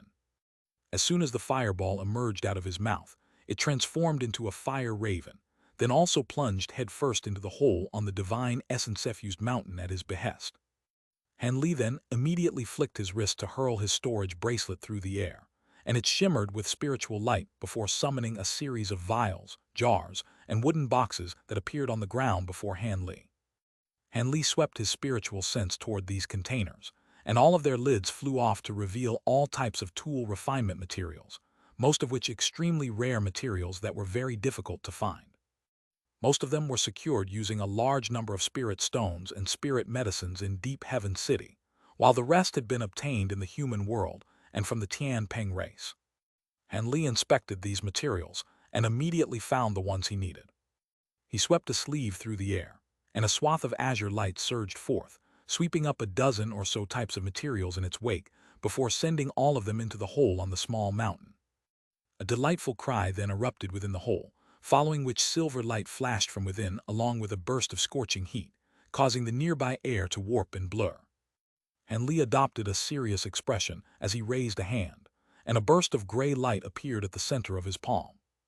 The divine essence-effused mountain seemed to have resonated with him as it also lit up with gray light, and the hole on the side of the mountain slowly sealed over while the scorching heat also disappeared. Han Li was using the divine essence-effused mountain as a hearth, while deploying the spirit engulfing fire raven to completely melt that grayish-white stone into the mountain. Han Li was looking forward to what properties the stone block could contribute to the divine essence-effused mountain. If it could become indestructible and as immensely heavy as the stone block, then its destructive power would be significantly enhanced. Of course, even with his spirit engulfing heavenly flames, it wouldn't be a simple matter to melt these stone blocks. Otherwise, Han Li would have thrown in all three at once rather than only one. However, even with just this one stone block, it would take around 3 or 4 decades to melt it into the mountain. If he'd done all three at once, then it'd at least require a century. If Han Li had to use his own nascent soul flames to refine the stone blocks, then he naturally wouldn't engage in such a time-consuming activity. However, he could afford to do this now, seeing as he could use the spirit engulfing heavenly flames instead. It would just have to leave the divine essence-effused mountain here for over 100 years. With that in mind, Han Li chanted something and cast an incantation seal onto the small mountain, while the 6 golden hands on the projection behind his back all made a grabbing motion in unison. The small mountain instantly swayed before shrinking down to around a foot in size, then slowly flying over to a corner of the secret chamber and slowly descending. Before the stone block was fused into the mountain, Han Li wouldn't be able to withdraw it back into his own body, so he could only set it aside like this.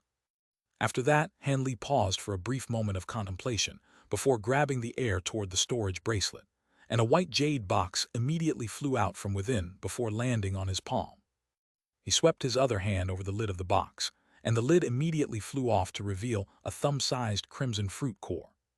At the same time, an extremely rich medicinal aroma wafted toward him. This was none other than the azure-shifting fruit core that Han Li had obtained during his time in the Tianpeng race. With this item, he'd be able to nurture azure-shifting fruits through the use of his small vial, then refine the legendary heaven-shifting pill. He deconsumed the heaven-shifting pill with his black flame pills, and if the former's enhancement effect were to activate, then the chances of him breaking through his bottleneck would be significantly increased. Han Li held the fruit core between 2 fingers and carefully inspected it through narrowed eyes, then instantly cast his spiritual sense out of the secret chamber. Letter 1D627, letter 1D4C7, letter 1D452, letter 1D452, letter 1D464, letter 212F, letter 1D624, letter 2134, letter 1D62E. Moments later, the azure barrier of light around him tremored, and a ball of black light flew in. It was none other than his second nascent soul. Han Li placed the lid onto the jade box containing the fruit core before tossing toward the second nascent soul without even uttering a single word. The second nascent soul waved a little hand through the air to catch the box in an extremely rehearsed manner, then disappeared into the light barrier behind it again. Having done all that, Han Li heaved a sigh of relief before slowly closing his eyes. What he had to do next was to work on the new sword art he obtained to see if this Spring Dawn sword formation truly was as lethal as the sword art proclaimed it to be. After that, he'd be able to decide whether to give up on his aureate sword formation and refine his azure bamboo cloudswarm swords again. The Spring Dawn sword formation just so happened to be something that could be used by late deity transformation cultivators, and it was indeed far more complex and profound than the aureate sword formation. Time passed by slowly, and 3 months later, Han Li opened his eyes to awaken from his meditative state. However, there was a peculiar look in his eyes and a hesitant expression on his face. So that's what Spring Dawn means. I was wondering why such a strange name had been given to it. Turns out it's a sword formation that primarily draws on the power of an illusionary technique. That's quite surprising. In that case, won't the effectiveness of this formation depend on the power of the enemy's spiritual sense, and whether the cultivation arts they're using are potent against illusionary techniques? How am I supposed to make that judgment call? Han Li's brows furrowed with indecision. He pondered this issue for a long while, weighing up the benefits and the drawbacks before finally making a decision. Back when Qing Yuanzi created this Spring Dawn sword formation, he would have had to give up on the aureate sword formation as well, so it had to have some properties that placed it well above the aureate sword formation. At present, the aureate sword formation definitely had no issues against cultivators of the same cultivation base, but it was quite difficult for it to do much against body integration stage beings. Most importantly, the Azure Coil sword formation after the Spring Dawn sword formation could also only be set up using the refined flying swords. As such, Han Li finally decided to give up on the aureate sword formation in the end. As for refining a brand new set of flying swords, that was something that Han Li didn't even consider. After all, with things like flying swords, it wasn't a case of the more the better. He only needed enough to set up his sword formations, and too many flying swords would make it too difficult to nurture all of them at once. Han Li didn't want to ruin his bonded treasure due to his greed.